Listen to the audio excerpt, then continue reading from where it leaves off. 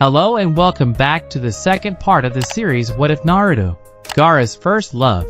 In the last episode, we saw Gaara meeting a courtesan who truly understood him. But what happens next? How does their relationship develop? And what impact does it have on Gaara's life? If you like this series, then please support us to reach 500 subscribers. And comment for more good content like this. Let's get started this video. Sasuke's history was a rich tapestry of customs and clans. It was home to the oldest known civilization and religion. Thousands of years of tradition was rumored to be engraved on the hands of every descendant. Each lifeline, each crease in your palm is said to hold your past and your future. It was often remarked that the creator himself looked unto the world and smiled down at Sasuke with such affection that he allowed demigods to live there. The people of the village of sand were rumored to be the children of those gods. Few know now of the history, the legend of the sand.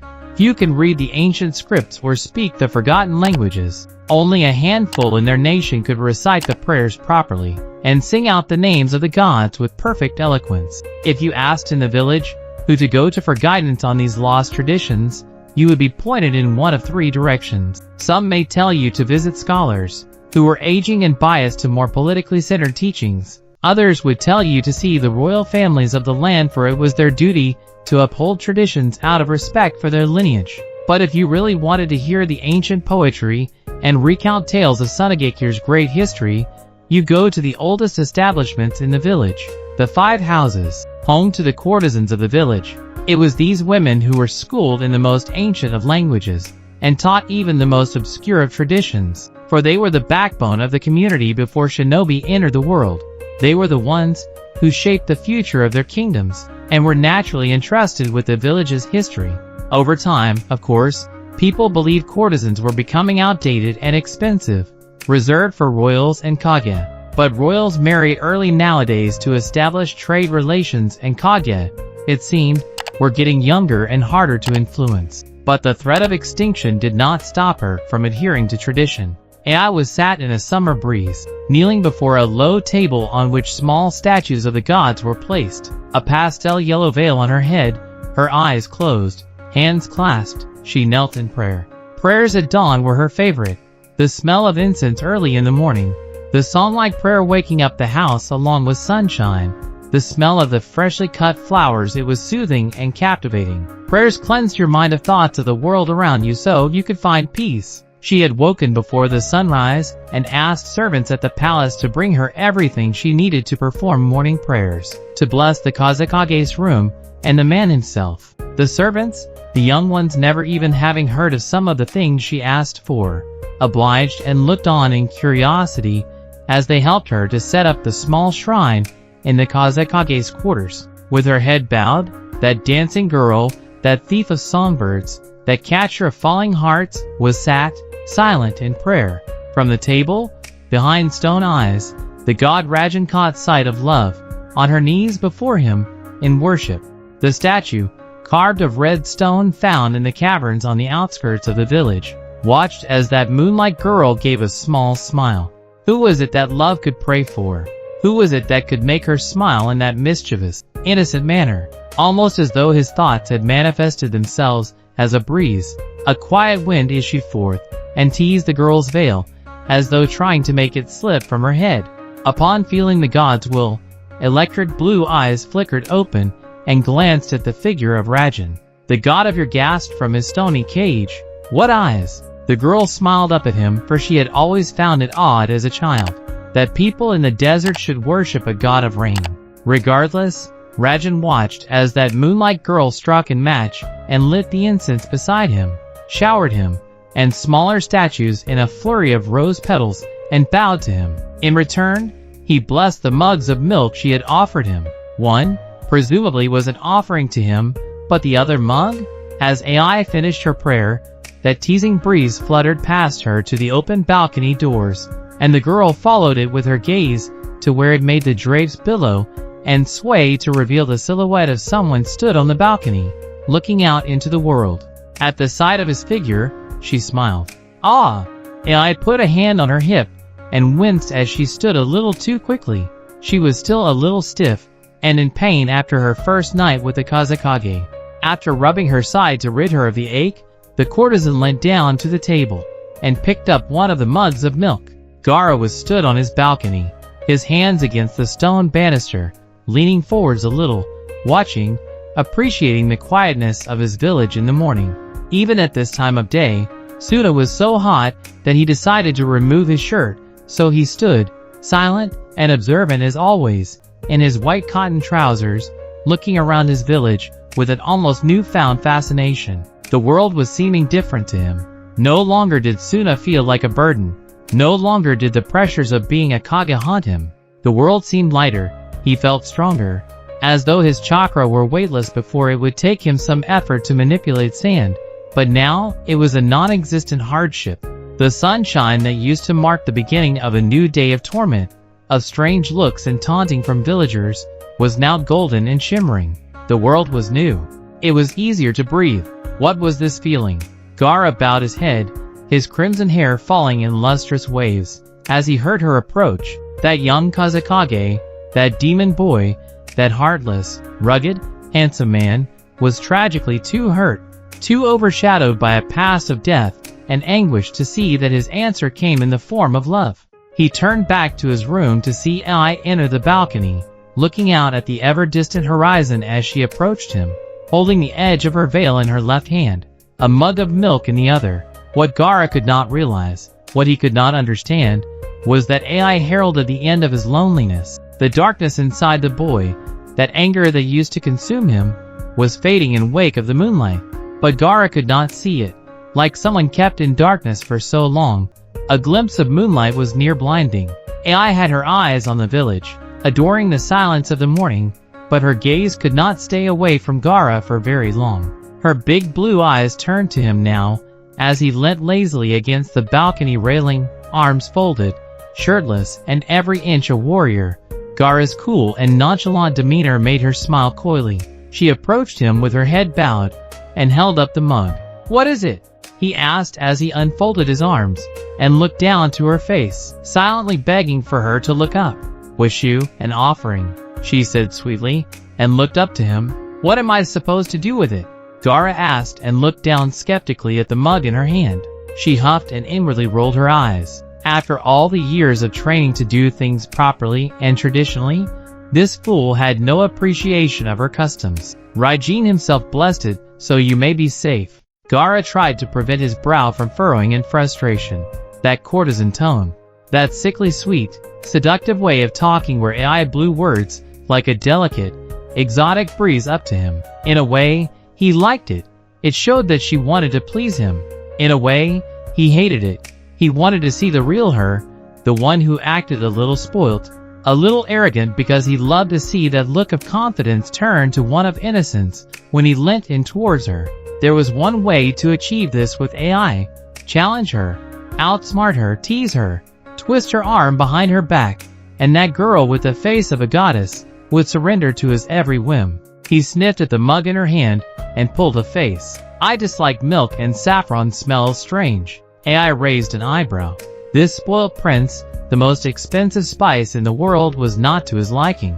More than that, he was too good for her offering, and after all the hard work she had put into the prayers. "Fine," she spoke bluntly, and as she walked away, Gaara watched her put the mug over her shoulder and let go of it. Ai, Gaara whispered quietly, and winced as the clay mug smashed onto the floor. Love had a temper not unlike his own. The shinobi did feel bad, given that she had prepared the bushu just for him. He had only been teasing her, and shook his head at Ai as her figure disappeared behind his drapes. Gaara leant down to pick up what was left of the cup. "Who exactly do you think is here to clean up after you, Ai?" She had already walked back into the room, but upon hearing him speak, she pushed back the drapes that separated the bedroom and the balcony, and looked to him with a smile, those blue eyes catching the sunlight. "Looks like you are." Ai looked down at him, and tilted her head, as he picked up the clay. How unlike Gaara to honor her silly tantrum. She had expected him to twist her arm, and pull her back to him, but for some reason, today, he was different. Upon realizing his mistake of giving in to her, Gaara let go of the clay and stood. "Vanity will get you nowhere," the Kazekage remarked coolly. Ai let the drape fall between them. It got me to you, did it not?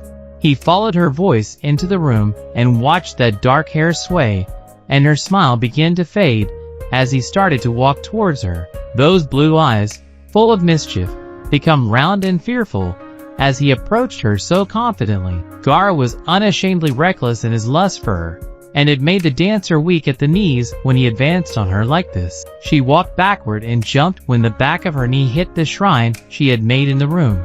Her hand, which dangled precariously above the other bushu on the table, accidentally brushed the milk that she had offered to Raijin, and she gasped as her ring finger dipped into the cool liquid.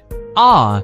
She brought her left hand up to her face to see her wet finger, but the Kazekage took her hand before she had time to look at it.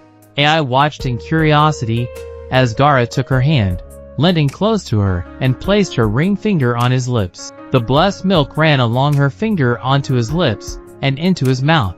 The girl kept her eyes on his lips, the way they were so smooth against her finger, and how wet and warm and inviting his mouth was when he took the tip of her finger and kissed it.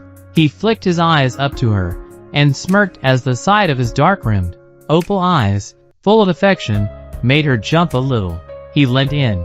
"Come to my office after lunch," he whispered. "There is something I wish to discuss with you." And with that, AI nodded and Gaara walked away, put on his shirt, and left the room to begin work for the day. Mornings for dancing girls followed a very strict routine. Up at dawn, then prayers followed by breakfast, then classes began. Every dancer was taught the same basic curriculum, but some specialized in a field to make them more desirable for a particular clientele.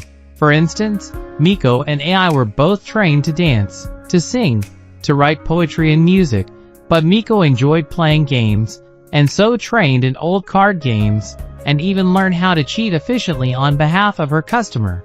This meant that Miko was often found in the company of gamblers and thieves. AI, on the other hand, was regarded as a bookworm, constantly reading, thirsting after legends and history. She had studied most things shinobi study, and had a theoretical understanding of everything ninja-related. Megumi was glad when AI had demonstrated an interest in the world of shinobi, for the elder had picked AI from a handful of girls to be raised specifically for Kage, or royalty. Therefore AI specialized in war and politics, so it was not unusual to find her amidst the fray of a great debate or sat in places unknown with a book that spoke of poetry and romance and science and war. However, Megumi had noticed that over the past few weeks, the books AI was sneaking from her teacher's private library were all running along a dangerous theme. As the wise, elder courtesan entered the courtyard for lunch, she spied the moon perched on a swing, hidden by the low branches of a cherry tree. AI was sat as innocent as ever, reading and twirling her hair between her fingers. "Very ambitious of you, to attempt to read a whole novel in Jodai Nihongo, Old Japanese." AI jumped as someone spoke to her, their voice cutting through the peace of the morning like a knife through ripened fruit. "Megumi-sama." AI gave a pathetic attempt to hide the book behind her back, but her teacher simply held out her aged hand, adorned with a hand harness made up of glittering gemstones, all shimmering in anticipation to see what scolding AI would receive. "Did you think I would not notice all these books missing from my person?" AI avoided her glare and handed over the book. "There are a handful of people alive today who can read the dead language, and only 2 of them reside in this village. I am one of them. You are the other."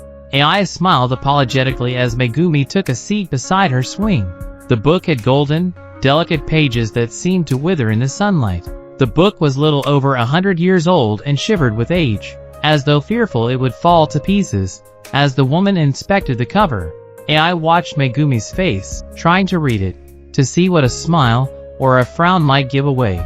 Megumi showed no trace of emotion as she turned to AI. "My dear," Megumi began, looking out into the courtyard, wondering how to go on. "This book," she indicated with a nod to the book in her hands, "is about biju-tailed beasts. What interest do you have in them?" "I am supposed to be in the court of a Jinchuriki," AI responded. Surely it would be unwise to advance in ignorance. Teacher and student looked at one another. "I should have raised you for a feudal lord. You speak so diplomatically. Shinobi are men of action. They have no time for eloquence." Megumi nodded her appreciation at AI's words, but she knew the truth. She knew AI. Megumi raised the girl and could see straight through her. AI was stubborn and intelligent. Once she had put her mind on something, it was difficult to convince her otherwise. AI had set her sights on Gaara, and rumor in the bathhouse was that she was seen leaving his quarters early this morning. I trust you know what you are doing, my dear? AI smiled. Of course. Then I leave it in your hands. Megumi reached over and placed the book in AI's lap. She beat down, kissed the girl on the forehead and smiled at her. I am proud of you. As Megumi walked away, she thought of what AI was reading. That book had been handed down through great shinobi families, and finally Megumi stumbled upon it in her heydays. It was not a simple book recounting the history of the tailed beasts, but it spoke of their incarceration and human sacrifices. It was a near outlawed book, reserved only for those who wished to tamper and forbidden just to. If it were any other girl, Megumi would see no harm in a dancer reading about Biju. But the truth was that AI was not ordinary. Her relationship with the Kazekage was not ordinary. The pages of this legend were turning quicker than Megumi believed possible. She wondered what AI would do at the very end of it all. What choice Gaara would make when faced with it. Death followed the Kazekage like a shadow. What could he possibly do to save AI from himself? The Kazekage had not been very busy that morning, which he was grateful for. Shikaku was still acting restless and nagging at Gaara's subconscious in the manner he did when Gaara was a small child. Before the shinobi consented to Shikaku's murderous rampages, the Biju would whine and wait until Gaara was of an age where he could influence him. It would drive Gaara to insanity, to have this constant whinging accompanied with an instinct for violence. He shook his head as though to shut the monster up. The incessant nagging was so irritating, especially since Gaara had learned to quieten the bloodlust. It was difficult to forget the night before. That feeling of having AI close to him, of seeing her eyes fill up with longing for him, was something he never thought he, Gaara the demon child, would ever get to experience. She was exactly what he would call beautiful and simple and loving. Everything he longed for. After he had asked her to stay with him, the Kazekage had rested his head on her stomach and clutched onto her clothing every time Shikaku trembled and caused him pain. The damned one tales caused the Kazekage such grievance. He could not keep his guard up in front of her. As the pain subsided in the early hours of the morning, Gaara revealed to her some of his heartache. He shouldn't have done that. It was foolish and naive to entrust AI with information about himself. She was a courtesan. The girl could sell him out in an instant if someone offered her more than he could. Deep down, he knew it wasn't true. He knew that love was becoming something he could not bear the thought of losing. Nonetheless, he had to lose her. He had to shake her, to wake her up, to show her that their relationship was entirely professional. Kazekage? And yet, he sighed. She spoke his name as though she were the one breathing life into him. He looked up from his desk to see AI stood in his doorway, as usual, but for once, she looked glad to see him. Come in. He called to her and sat back in his chair. AI entered with the smell of roses. She was painted in a pastel yellow today, and smiled at him before brushing a curl behind her ear in shyness. Sit, AI. He gestured to the chair in front of his desk, and AI did as told. The Kazekage leant forwards and addressed her. I trust you have told no one about last night. As he spoke, he caught the smile that faded from her face. She seemed surprised by the question. No, I think it is something we should keep to ourselves. Gaara folded his arms as AI looked away, clearly irritated. This boy changed his mind as quickly as a shadow escaped sunlight. Her shoulders slumped a little. Are you going to tell me it was a mistake? No. Gaara spoke quickly, determined, in that Kazekage voice he hated. AI looked up at him, her eyes wide and innocent. Then, she implored him. Why was he pushing her away? It was his turn to avert his eyes. He found it so hard to distance himself. Do not punish me with silence, Gaara. AI continued. Do not treat me as one of the Kazekage's council members. Her voice turned to a whisper as she spoke to the floor. Don't put me back there, Gaara. He said nothing. Both were beginning to hurt from his non-committal attitude. Last night, you did your job.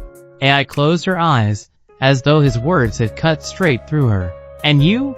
She asked, not wanting to hear an answer. What was it to you? Gaara said nothing. It is clear from your demeanor that something has changed in only a few hours since dawn. Nothing has changed, AI. The Kazekage spoke confidently, his arms still folded, an unmoving mountain, unaffected by her words. I have simply confirmed my plans for you and I. Their eyes met. Plans? Yes, Gaara replied. You are going to help me. The girl's eyes seemed to dance as she looked across his face. Will you? Her brow furrowed. Where was he? Where was the boy she met yesterday? AI caught sight of his Kazekage hat hanging on the back of his chair and sighed. What made her think she could ever mean more to him? She had been a fool. Of course. AI finally spoke. Good.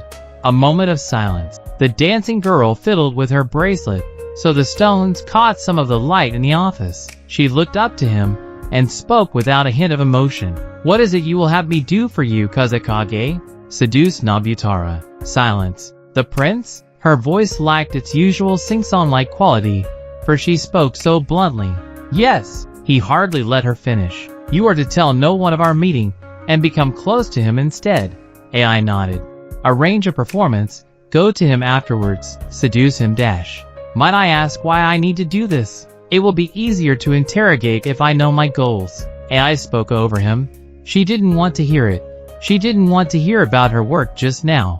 Not from him. The Akatsuki is moving. I trust you know who they are? The woman in lemon yellow nodded, her earrings tinkling as she did. We believe the royals have some connection to them. AI smiled a little. Saboku Ase, such naivety, she thought.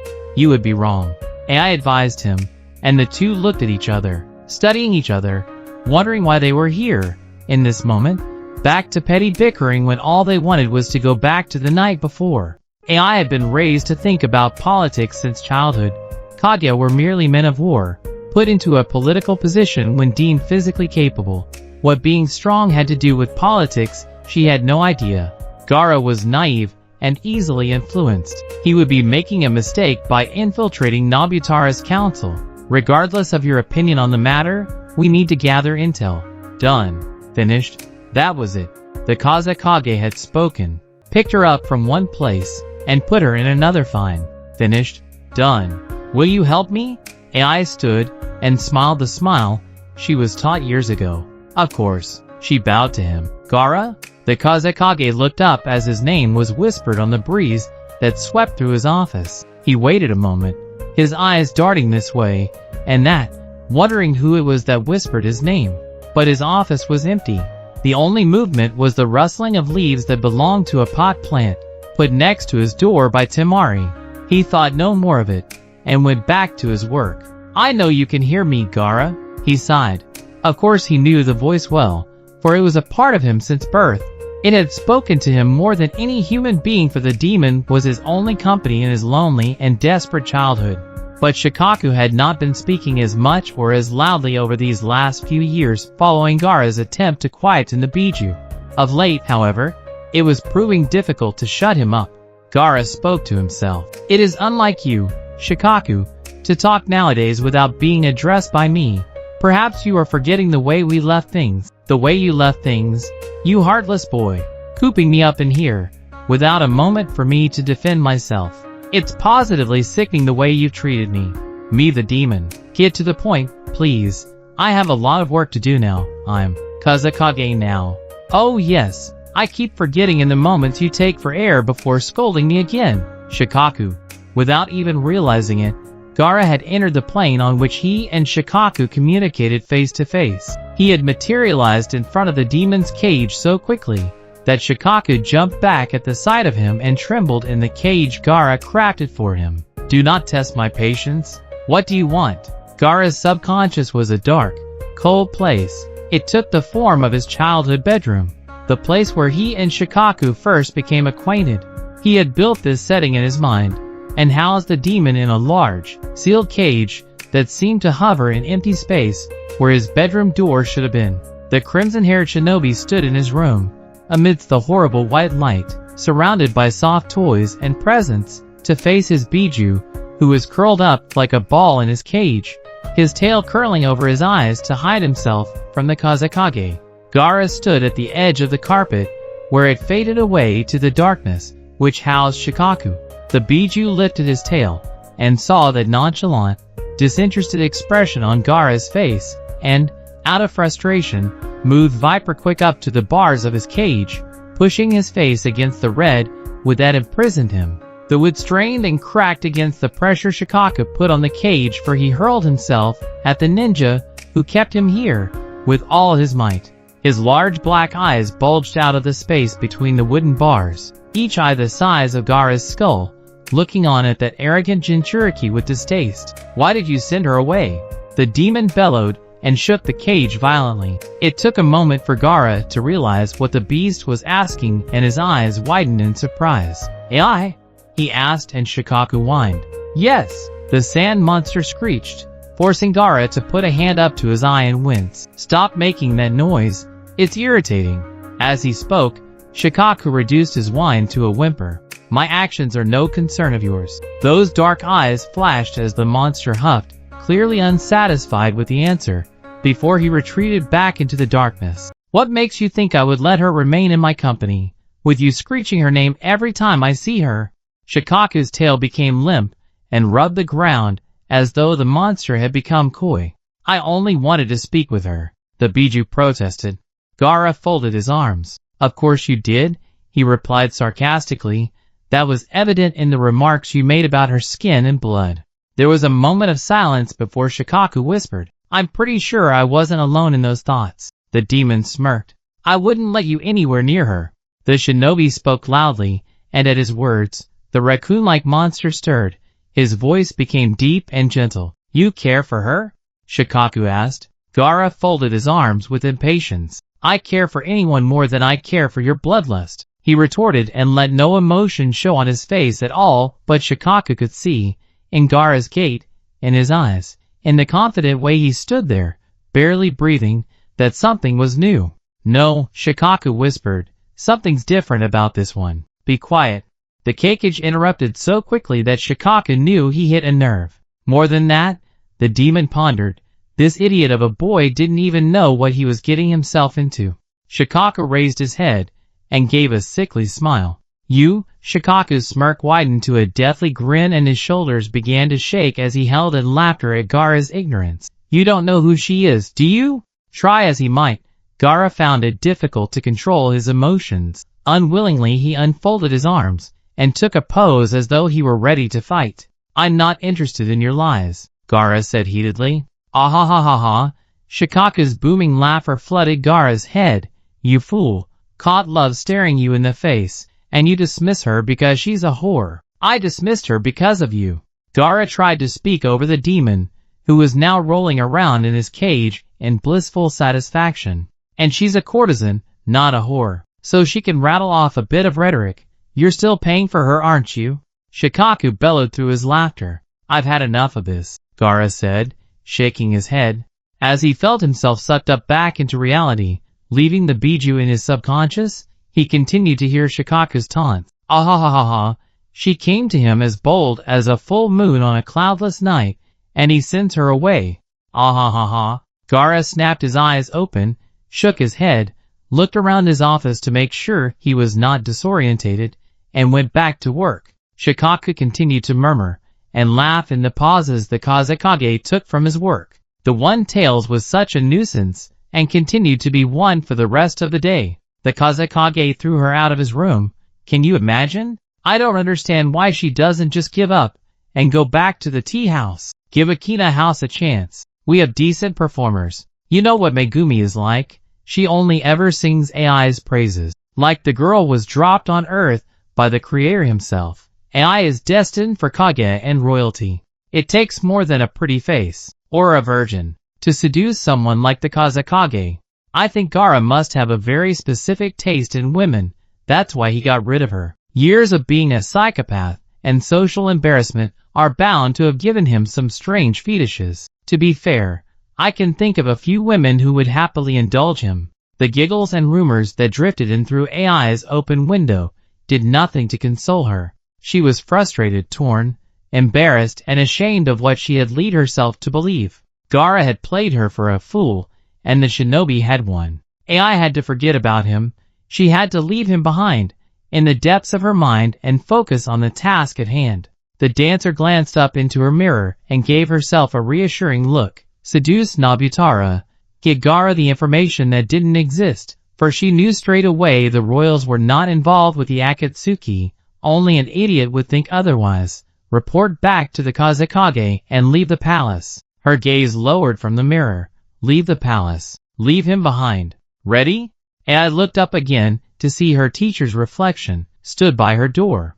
Megumi walked up to her and put a hand on her shoulder, lowered herself into the reflection in the mirror alongside Ai and smiled. You are so beautiful. Gaara is a fool for giving you up all.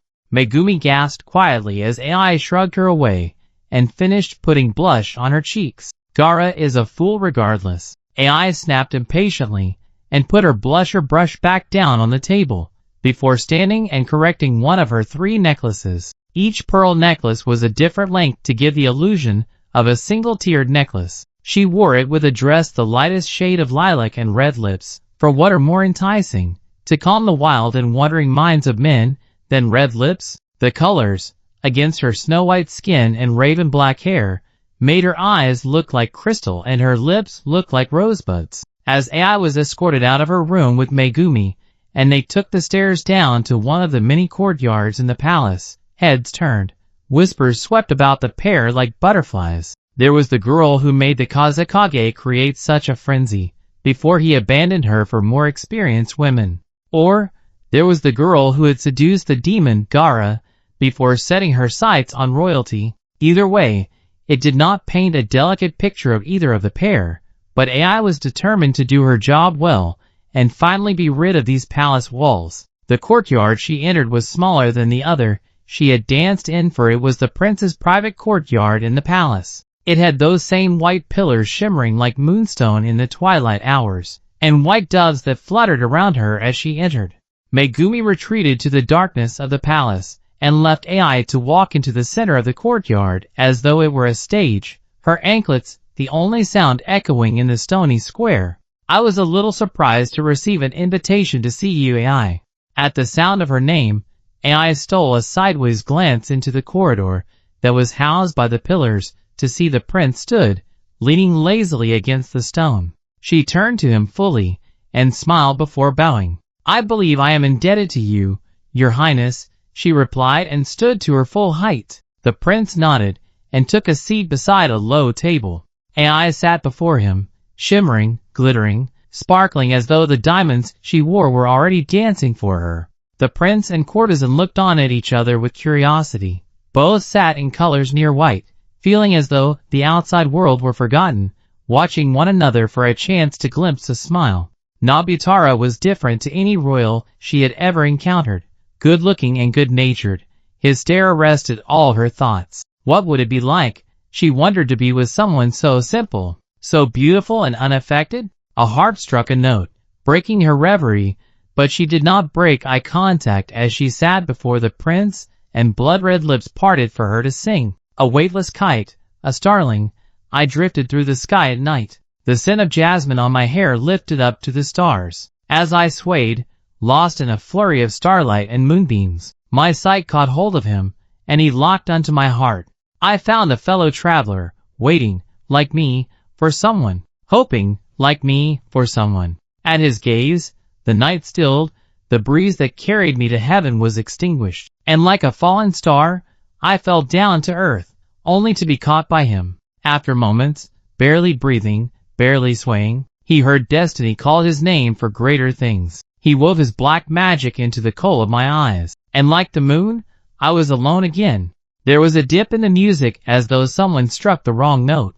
The musicians were waiting for Ai to sing the next line, but something had stopped her. As the harp player led the rest of her accompanying ensemble, Ai's head tilted to the sky and shot the moon a look of distaste. There was a figure watching from a distance, and her eyes narrowed on him. Unmistakably, unashamedly, the Kazekage stood watching from a higher floor. Infuriated is not a word that does justice to the way Ai felt as she watched Gaara watch her. Angry questions stumbled over each other into her mind as she took a breath to stop herself from calling him out from his hiding place. Did he not think she was capable of doing her job? This was courtesan territory, This mission was hers alone. Gaara, so controlling, so unyielding, so overbearing. That fool was more trouble than he was worth. The musicians, who were looking at one another out of the corner of their eyes, were all wondering if the usually flawless performer had forgotten her own song, but as they looked on they became aware that AI had not forgotten the song, she was changing it. Bringing her right hand to meet her right ankle, she began tapping on the chains that bound her feet. She was changing the rhythm of the song, and the musicians, who knew AI well, followed her lead, and seamlessly. An untrained eye or ear could never tell if the song changed. The drumbeat echoed over the harps now, filling the courtyard with something like a war song, signaling attack. The tinkling of chimes and anklets no longer sprinkled over the song as though floating through the breeze towards the audience. Each tap, each jingle of a bell seemed purposeful, defined. Awake! The prince, who assumed the last few moments had all been for dramatic effect, leaned in a little to see AI almost scoff in disbelief before continuing the performance. Wanderer, abandon any false pretension that you have scarred me. Even the way she sang changed. No longer was she the nightingale. No longer was there a sweetness to every note she sang. Her voice was filled to the brim with an arrogance. Once we met, I tied a thread of fate to you, of debt to you. So your heart will not release its intoxication of me. Each moment passes you is coiled with sighs of your lonesome nature. Nights without me will see you restless. My eyes may be filled with your curse, but you are left with nothing but the sight of me. Your want of me will drive you to madness, and see you search above heaven for the girl you swore was the moon. The dancer scoffed and tore her gaze away from the sky, as though I would be wrapped in some dark cloud of the monsoon, as though the night could hold me. Search beneath the oceans, wanderer. You may find some trace of my beauty there. You are wounded by my affection, dear one, handsome one, dark one. Accede to your devotion of me, and I will unlock our last night from your eyes. Freedom and imprisonment come in the form of love, dear one. The drum beat stopped. The harps struck their last note that seemed to carry on into the night, as though they were perplexed and undue of how to stop themselves. Nobutara stood and watched the girl as she seemed to shake her head at someone on a higher floor. What a strange turn the song took, almost as though AI had performed a song half-written, as though the tale had not reached its true ending. What a strange, beautiful, elusive creature she was, so full of fire and sweetness and ache. The courtesan stirred the curiosity of many, and the prince found that he too had been caught under her spell. The man stood as the musicians exited the courtyard, and AI rose to her feet slowly. Her coyness came back to her as she looked a little flustered. As much as I appreciated your poetry, AI, she jerked in surprise, for, as the prince spoke, he turned away from her and began to walk back into his room.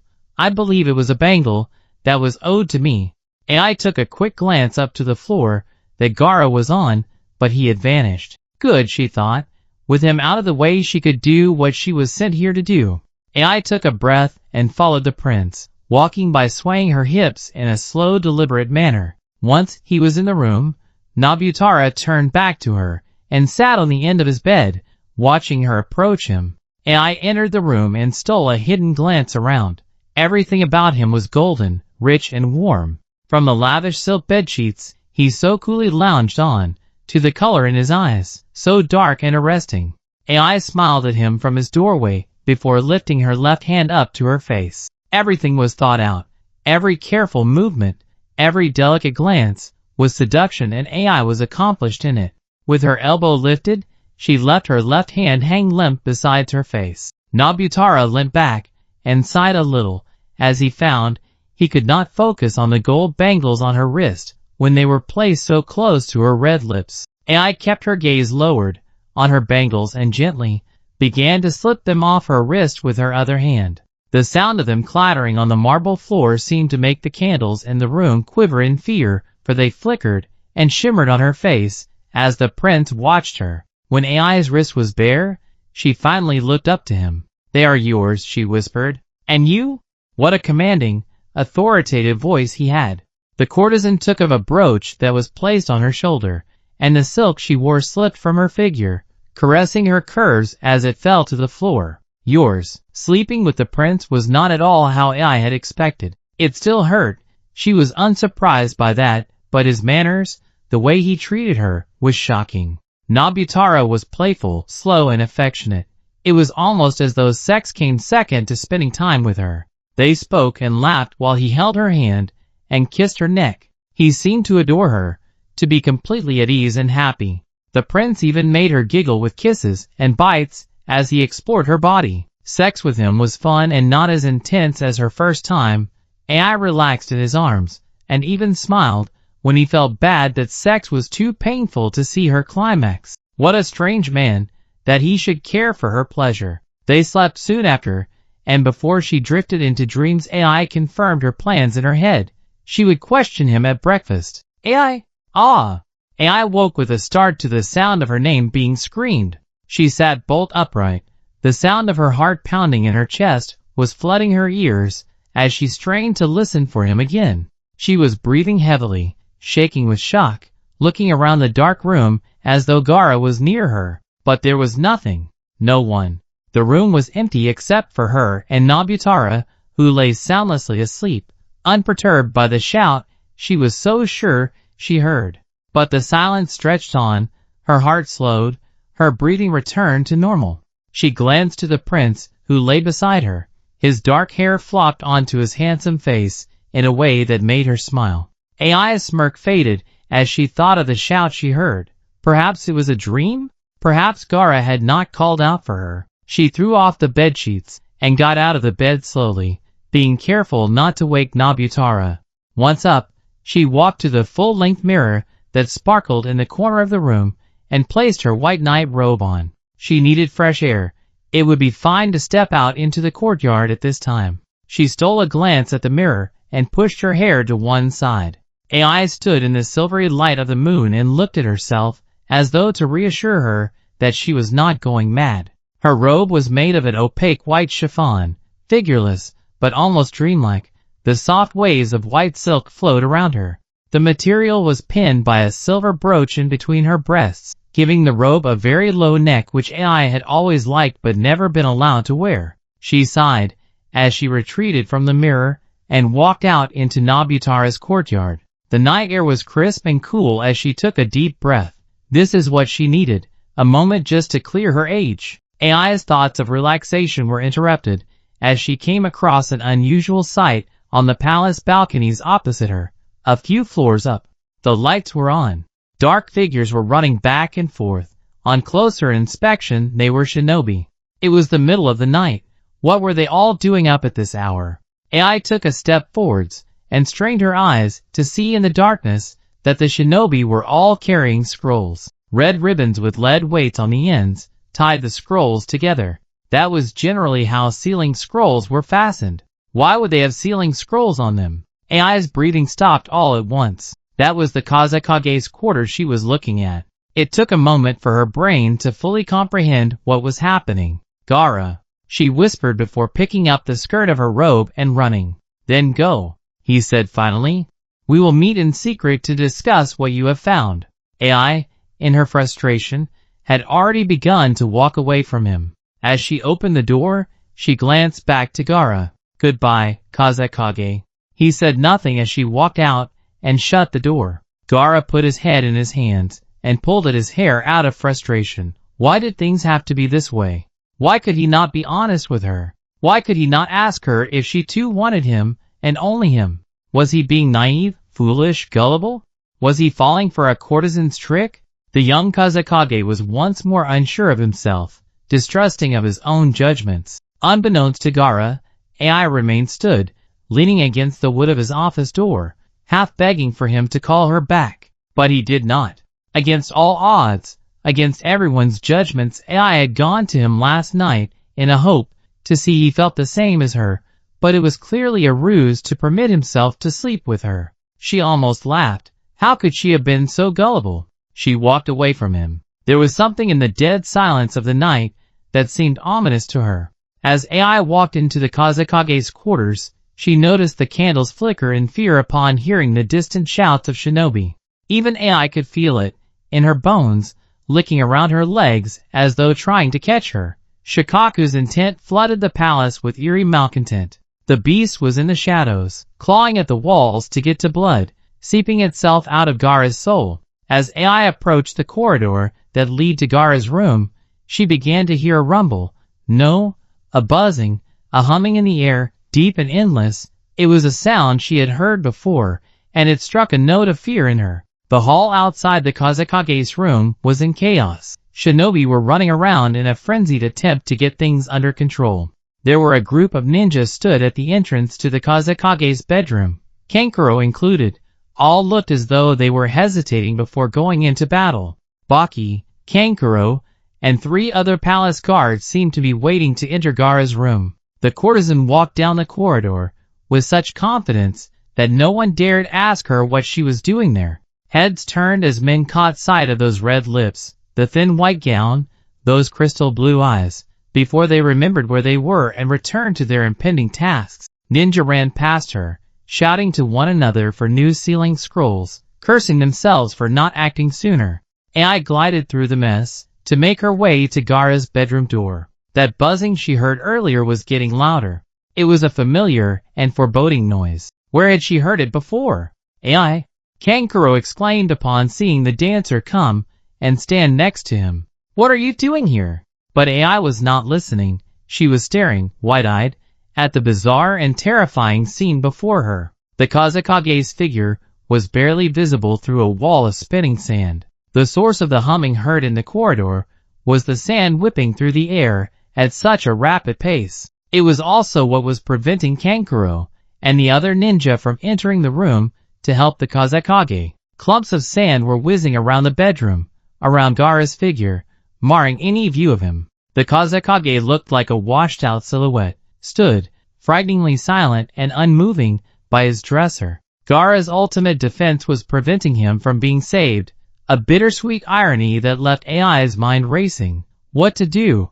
What to do? What happened? She asked Kankuro, who frowned as he saw AI reach across him and remove, from a pile of equipment placed there by other sand shinobi, a kunai. Did she have a plan? Gaara lost control. I don't know. What are you doing? Kankuro shouted at her as AI took the kunai in her right hand and cut the tip of her ring finger on her left hand. Blood trickled like a firework from her skin, and AI held out her bloodied finger to the sand. Are you mad? Kankuro grabbed her arm and held her back. No!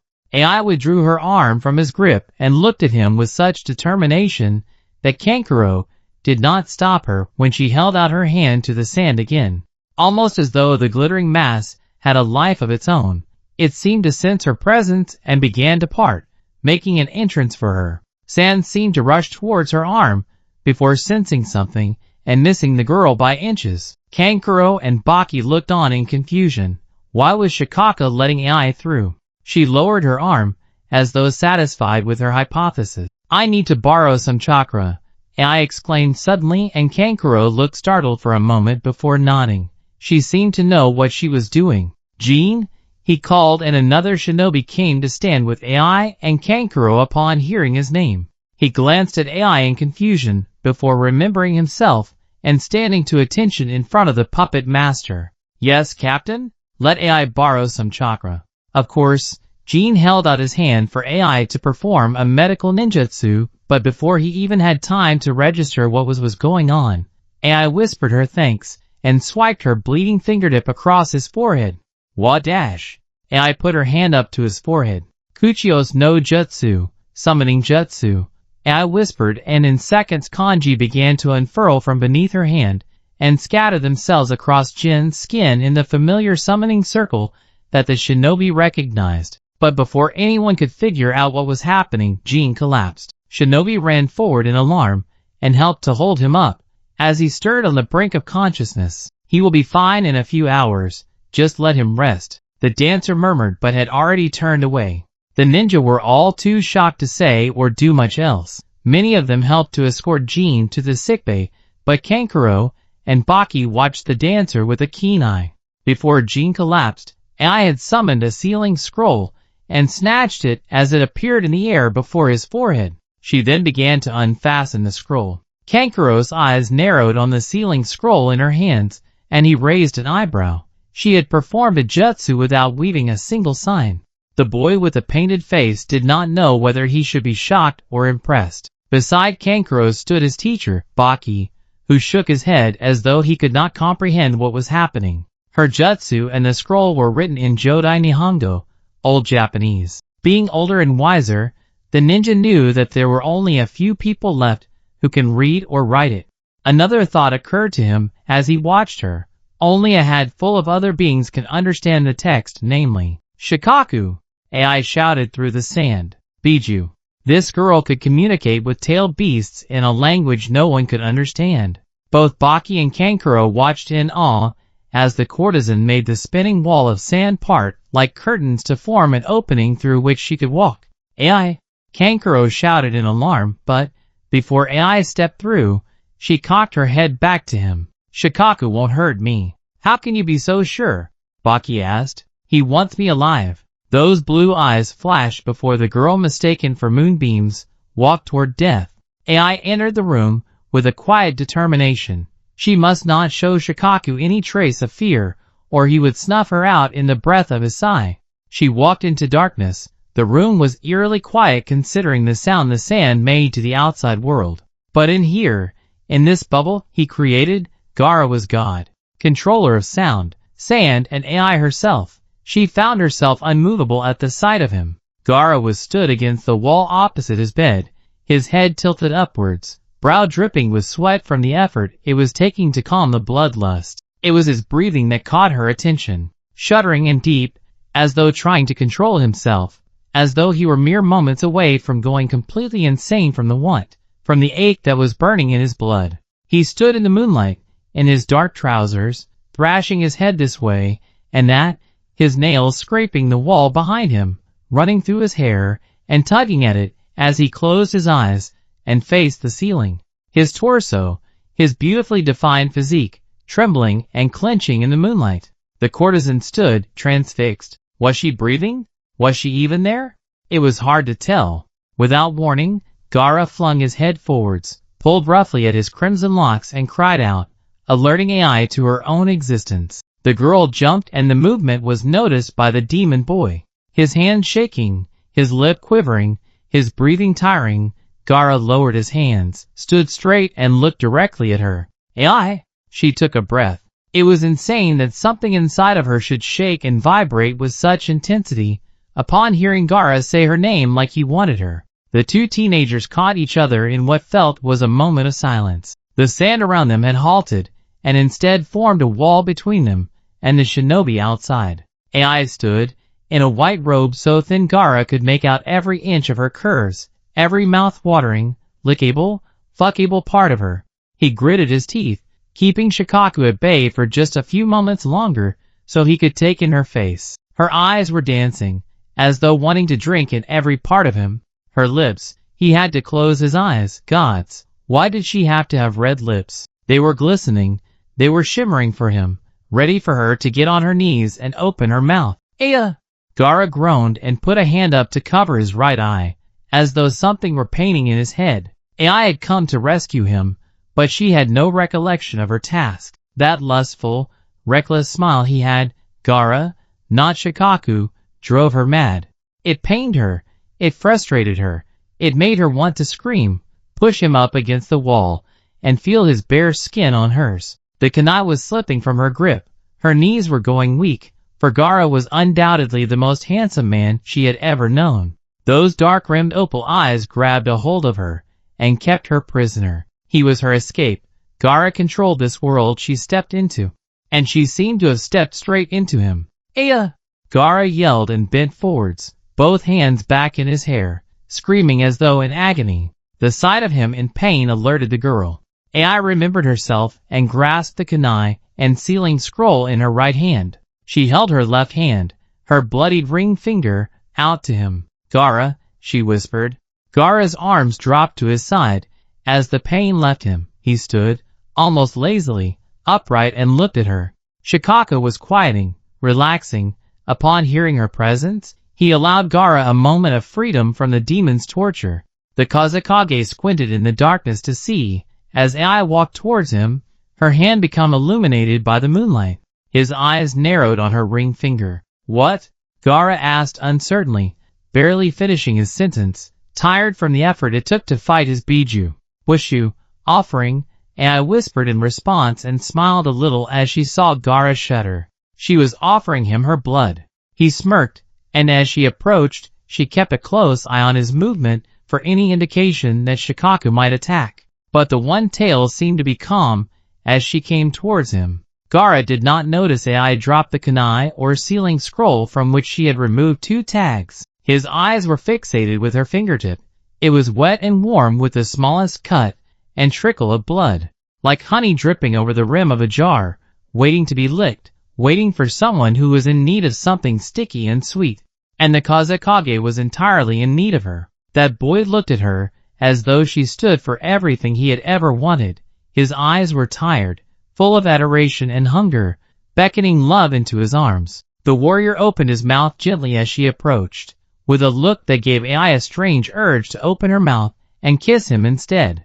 But the courtesan stayed true to her task, and Gaara reached out his hand to grasp hers, before tugging her closer and taking her finger into his mouth. Gaara lapped at her finger greedily, almost purring. Ai took the opportunity, while he was distracted to, with her free hand, take one of his hands and place it above him, against the wall, before sticking it in place with one of the sealing tags binding his wrist to the wall with the paper. She pushed into him. As she did it so his back hit the wall, and when it did he became aware of the trick she had played and looked up to his wrist in alarm. The Kazekage's eyes narrowed, and Shikaku's screeching began as he saw the seal had him pinned to the wall. He still had one hand free. Gaara could snap that wretched moonbeam like a twig. Ah! Gaara gasped softly into her mouth as Ai pushed up against him and kissed him deeply. He barely had moments to register what was happening. His free hand snaked around her waist and pulled her closer. He begged Ai to open her mouth a little so he could taste her, like he had been longing to since he sent her away. But Ai had planned ahead, and with him once more distracted, she took the other sealing tag and placed it on his neck. Age! Gaara pushed Ai away, and she fell out of his embrace, onto the floor. The kunai fell from her hand, and slid along the floor, away from her. Shikaku cried out in pain, as the tag seemed to dissolve into Gaara's skin. The boy himself whined and screamed as though in agony, as he used his free hand to cradle his head, which felt as though it were about to explode. Shikaku was clawing at his insides, desperately trying not to be pushed back into the darkness, but the seal was too strong. The kanji from the paper seemed to burn into his skin and dissolve. In an instant, the demon was gone. The young Kazekage stood, one hand above his head, bound to the wall, his other covering his right eye as he stood hunched, trying to regain his breath. His dark red hair fell, plastered to his brow from the sweat he had worked up. His breathing was heavy, his back heaving until, finally, he stood upright and licked his lips at her. They stared at each other. How would he react to her rescue? Gaara looked the girl up and down before sighing as though defeated. "You wrote these seals?" he asked as though he already knew the answer. Ai nodded. "Come to me, Ai," Gaara asked her so sweetly, and held his free arm out to welcome her. The dancer smiled, and was about to oblige when the wall of sand between the Kazekage's room and the outside world disappeared, unveiling the goings-on in his room. Ai paused as the sand fell, not sure of what instructions Gaara would give her when inside of his council. "Gaara, you all right?" she heard Kankuro call. The courtesan and Kazekage did not look away from each other. Both were trying to figure the other one out, wondering what move to make, who would go first, where they would place each other. "Yes," Gaara called back into the darkness beyond the room. No shinobi would enter the Kazekage's room without being called upon, so Kankuro waited to hear from the girl. "Ai is going to show me how she wrote the seals," he continued. "Everything is fine. Please go to bed." Outside the room, Kankuro and Baki exchanged a look. "Very well, Kazekage," Baki called and cleared the hallway outside the room. A small breeze flew through the room and shut the Kazekage's door, leaving Ai and Gaara waiting for one another in the darkness. Their eyes never left each other. "Come to me, Ai," Gaara asked her again, and, with a small smirk, the girl took a step into his embrace. She was expecting him to be rough, to pull and tug at her, as he usually did, but the Kazekage simply held her and rested his head on her shoulder. He was tired and did not have the strength to keep his guard up around her. AI was becoming too familiar to him. She was becoming his friend. That wretched moonbeam fit into his embrace well and placed her hands up upon his bare chest, feeling how broad, how stiff, how heroic his figure was. AI was denying to herself that she were a little disappointed in receiving only a hug, but smiled nonetheless as he lifted his head from her shoulder and kissed her cheek. "Remove the seal," he whispered suddenly, and AI moved back a little and smirked before glancing up to his hand. Gaara had his hands on her hips and moved in to kiss her as she leant back. But then he noticed her smile. "What's funny?" he asked with no trace of amusement, but something inside of him adored her smile. AI took a step away from him, pushing him away with one hand. "Do I have the great Kazekage at my mercy?" Her smile broadened, and she giggled as Gaara tried to move towards her, but was constrained to the wall. He looked back at his hand and growled before glancing back to AI, who tiled her head at him. "Has Sabuko no Gaara been so easily defeated?" the courtesan said in her song-like voice. Her blue eyes sparkled up at him in the moonlight. "You think a paper seal is going to contain me?" The ninja growled at her, standing to his full height, towering above her. But AI did not cower. Her love of mischief, of teasing him, kept a smirk on her face. "I wrote it. It is unbreakable to those who do not know the dead language." As she spoke, her smile faded, for she felt something winding around her middle. She gasped in alarm, for when she looked to her midriff, she saw, snaking its way around her, was sand. "Ah!" AI gasped as the sand that captured her pulled her down onto her knees in front of its master. Gaara bent down to her, so he were mere inches from her face. "I'm bigger than you, AI," he whispered, enjoying the smirk fading from her face, to be replaced by a look of fear, her eyes darting from his gaze to his lips, and back again. Gaara was so intense in the way he appraised her, he did not need the sand to bring AI to her knees for him. "Let me out of this," he whispered. AI had a few moments of trying to wriggle free of the sand before deciding she had no choice. Begrudgingly, AI lifted her right hand and formed half of the tiger hand sign. "Kai, release," she whispered, and dropped her hand and gazed in defeat as the seal pinning Gaara to the wall seemed to vanish. The Kazekage stood straight, and as his hand fell from the wall, he rubbed his wrist. "Now let me free," AI protested as Gaara stood there, idly massaging his hand. He glanced down to her and shrugged before walking off, leaving an open-mouthed AI staring after him. "Let me free," AI said, louder, indignantly, as though she could not believe she had to ask twice. "Why?" Gaara asked nonchalantly, rubbing his wrist, looking around his room for his shirt. "What do you mean, why?" the girl cried, but was immediately silenced as Gaara turned back to her, half in the shadows, and leaned against his desk. "Why not keep you here like this?" The Kazekage bowed his head a little, but kept his glistening eyes on AI. He stood lazily and walked over to her, all previous thoughts of finding his clothing forgotten.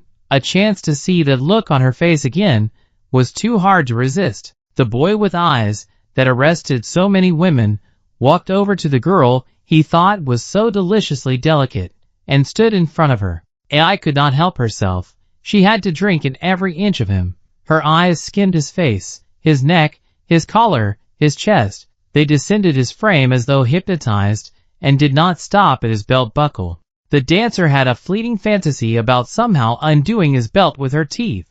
AI jumped as Gaara bent down to her, his gaze locking onto hers. The Kazekage put his hand beneath her chin, tilted her beautiful face towards him, and ran his thumb down her lips, opening her mouth as he dragged her bottom lip downwards. Gaara looked at her as though fascinated. "Why not keep you chained to me?" he whispered, as though he were seriously considering the idea, looking into her eyes for any trace that she may say yes. AI's chest was rising and falling rapidly. That boy was sending shivers down her spine, all over her, waking her up. "Like the moon is bound to the darkness, why not tie you to dusk and make the moon whole every night?" Her eyes were caught on his lips. She gulped. Speech left her as Gaara nodded, content with his plan, his thumb still brushing her bottom lip. "Would you happily sacrifice your freedom to me, AI?" "Yes," AI scoffed. Your princely upbringing has made you a fool, she protested, that fire, that mischief, flooding her eyes, and she tilted her chin at him, as though daring him to say more. As though you could steal me from the nigh. She was stopped short as Gaara got onto his knees, and kissed her softly. Her eyes widened in surprise for a moment, before she smiled into his kiss, and closed her eyes. As she melted into him, Gaara wrapped his arms around her, and brought Ai into his embrace. Everything about him was dark, his crimson hair, those rims around his eyes, the way he looked at her, the lust he had for her. Dark, but so inviting, and Ai wanted nothing more to get lost inside that darkness with him, to be tied to him. The Hokage remained on his knees, a strong pillar of resilience, letting only his lips and tongue move into her. As soon as the sand let her go, Ai poured herself over him like water thirsting for the ocean. She opened her mouth for him, and gasped in delight as Gaara licked her tongue. A spark of electricity passed between them, as Gaara put both his hands on either side of her face, and kissed her deeply. The smell of her skin, the feel of it, soft and warm, her fragrance drifting up in the heat between them, drove him mad.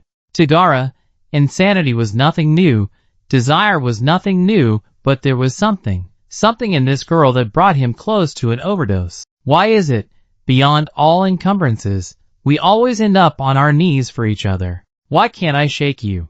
My faith, my sin, my addiction, my release. Why do they all answer to your name? Why has everything become you? Ai's head hit the soft carpet of Gaara's bedroom as he laid her down onto the floor. The Hokage was so calm and gentle with her. She looked up at him anxiously, for she could not rid herself of the image of Gaara with that bloodthirsty look, lapping at her finger as though eager to drink her. But that bloodthirsty boy looked down to her with such warm, confident affection that it made her beating heart slow its pace. His hair ruffled in the night breeze, and the moonlight fell around him like the light of a halo. Gaara reached down and brushed her cheek with his knuckles as Ai looked up.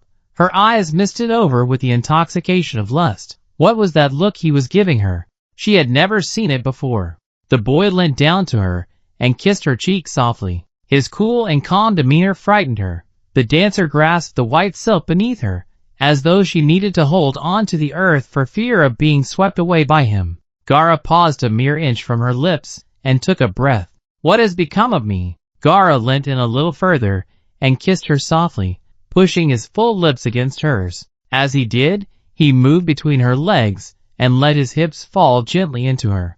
Ai could not help but smile into their kiss as she felt how hard he was already, and as she did, she saw Gaara smirk a little. She released the white silk from her grasp and placed both her hands on either side of his face. They looked into each other's eyes. Ai let her gaze search his face, wondering if she should speak, wondering if he would listen. What was he thinking that he could not tell her? What thoughts was this boy so lost in? The Hokage stared back at the girl with the memories of every hurtful moment he had ever spent trying to tell anyone he loved them. How could he tell her how he felt? Even he did not understand it. Maybe he could show her. I was Gaara. Once. Before you. Now, your blood beats through my aching heart.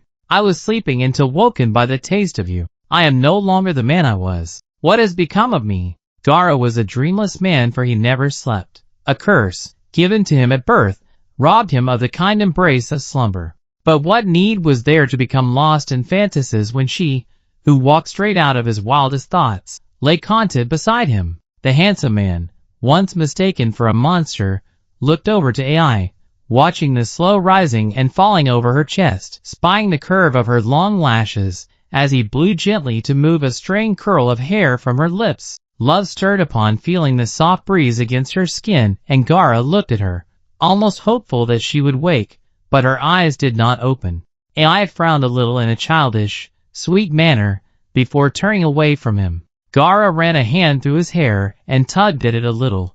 This was, everything felt, inevitable. Ai had spoken of a thread that tied them together, something deeper than either of them could control. The Hokage, a rational man, a skeptic even, could not help but feel the tug of the divine thread of fate. With a sigh, Gaara stood from his bed, put on his trousers, and walked to his wardrobe.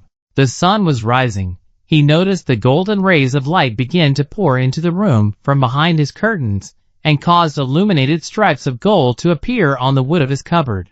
From within it, he pulled out a robe of royal blue with a trim of gold. He put it on, but left the robe untied. Sasuke was warm even at sunrise, and no nun would see him shirtless on his balcony at this time of day anyway. On his way to the balcony, the crimson-haired shinobi snatched a book from his private library, before pulling aside the curtains and stepping out onto the veranda. Gaara took a deep, satisfying breath of morning air as he stepped out into the sunshine. The world was peaceful. The air was beginning to warm with a scent of jasmine from the gardens. Gaara leaned against the railing of his balcony, facing his room, and opened his book to read. "You like Arawara no Kai Kazekage?" A soft voice fell like birdsong into the melody of the morning, and the Kazekage looked up to see that songbird appraising him from the doorway that led to his room. Her white robe falling off her shoulders, curls curling out of her hair, smiling at him. "I look angelic in the morning. Strange given that last night she was anything but." With a small smile at this thought, he shrugged. "His work seems less elusive to me, now that I have conversed with you." I laughed and approached coyly. "You are familiar with his work?" The Kazekage asked and watched Ai attentively as she placed her hands on the balcony's banister beside him and looked out into the world. She smiled in the way one does when reminiscing. "He was my teacher," she said fondly, pulling her robe over her shoulders as she spoke. "He was the writer of Bakudana Densetsu, A/N, the Untold Legends, the poems that recount the legends of the gods." As Gaara spoke, so confidently, I shot him a look of suspicion. "I know his work.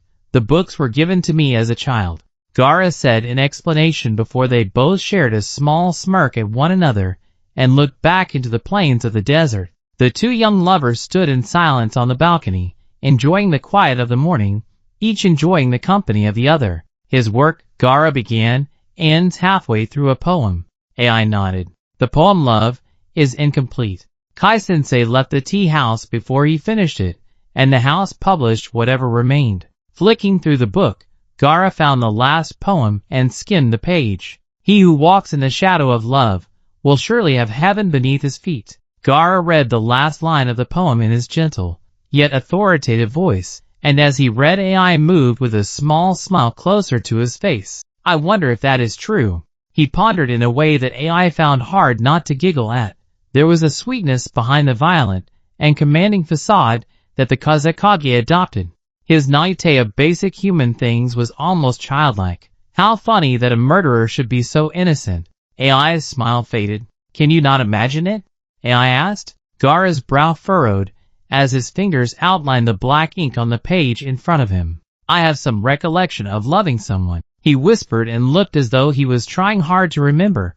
Before he shook his head, "It was a lifetime ago. It is not worth reliving." Hashed and shattered Mimer. His voice trailed away as the girl placed both hands on either side of his face, pulled him towards her, and looked deep into his eyes with that look he could not understand. "Can you not imagine it?" she asked again. Gaara could not find words that would meet her look of longing with the same emotion. Her eyes were glistening in the sunlight. Her lips, full and plump, were quivering in anticipation to hear him speak. But the Kazekage could not say anything. Like a vice on his larynx, the heartache of his childhood would not let him say it. "Gaara?" Ai and Gaara looked up, suddenly, into the room at the sound of Temari's voice. Gaara took a protective step forward to block Ai from anyone's view. The morning breeze pulled the curtain back from his door, so his big sister could see him from his bedroom. Temari appraised her brother with a smile. It was so funny to see Gaara, who she used to think of as a monster, stood in a regal robe of blue and gold, the white curtain curling away as though in fear of him. What a fine shinobi he had turned out to be. Kankuro appeared behind her and smiled at his brother. "Hey, little bro."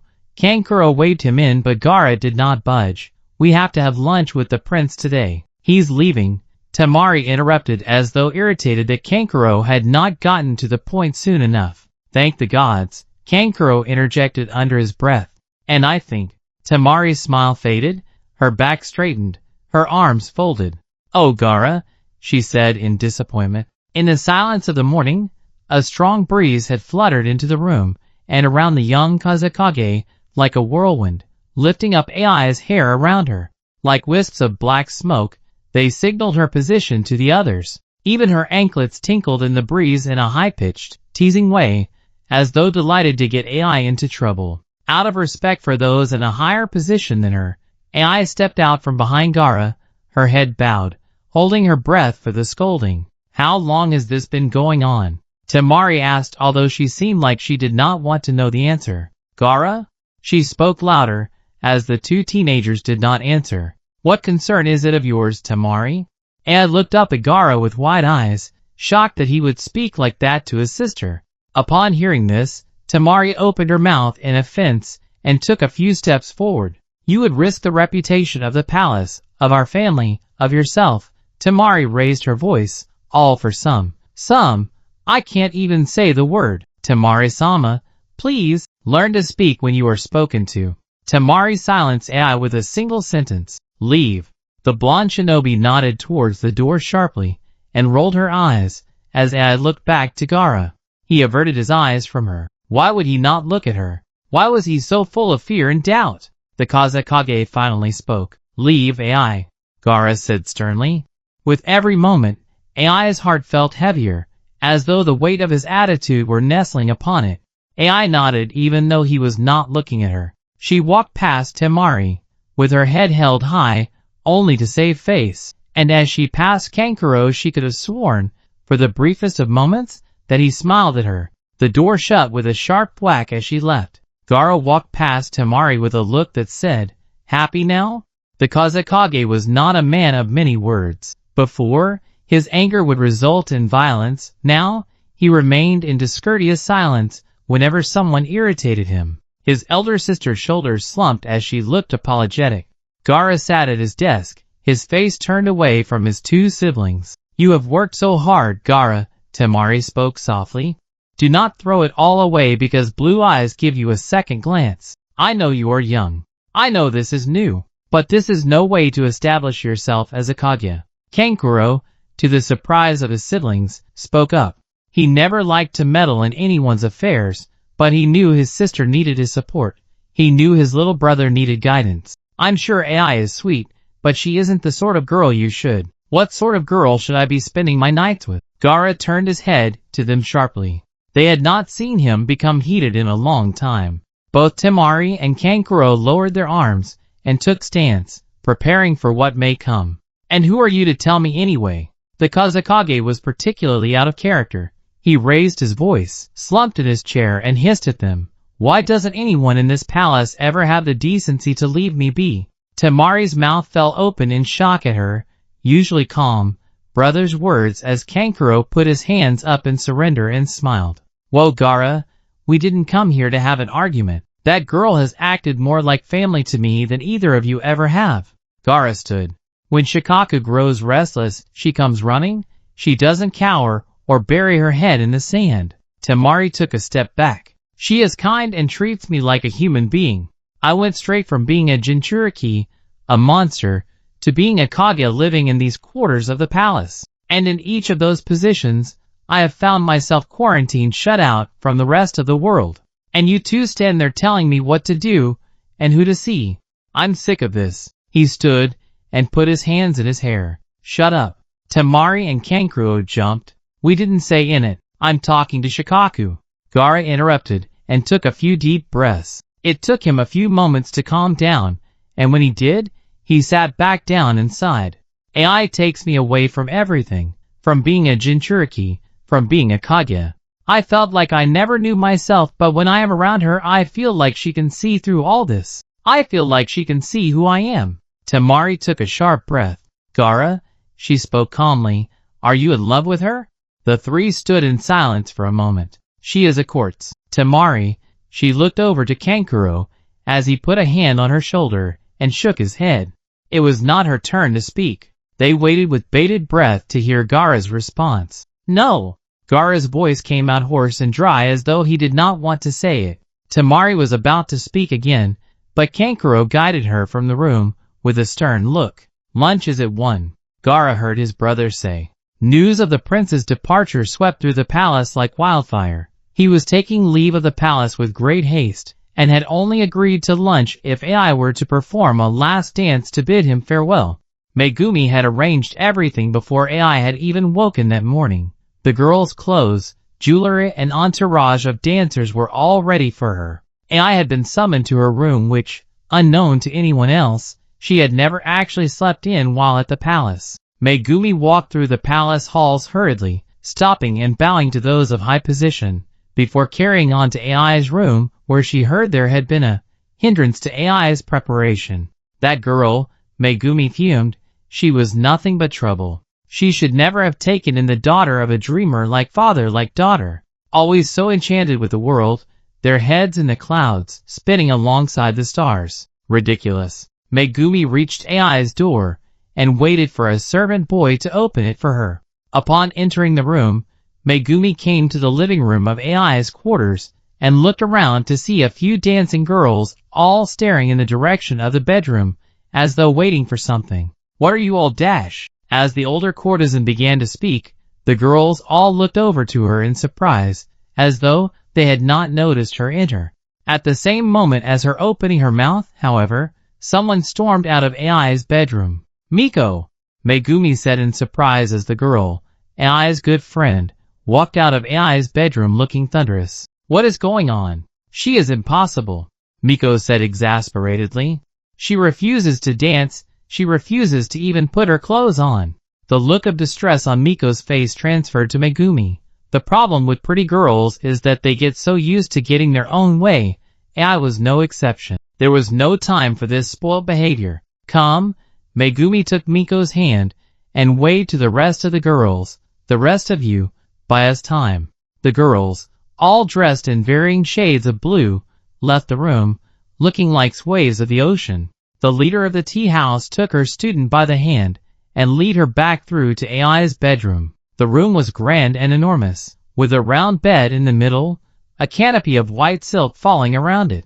On the floor, by the bed, clutching at the bedsheets, a tear rolling down her sweet face, sat Ai. She was motionless, and had no reaction to them entering the room.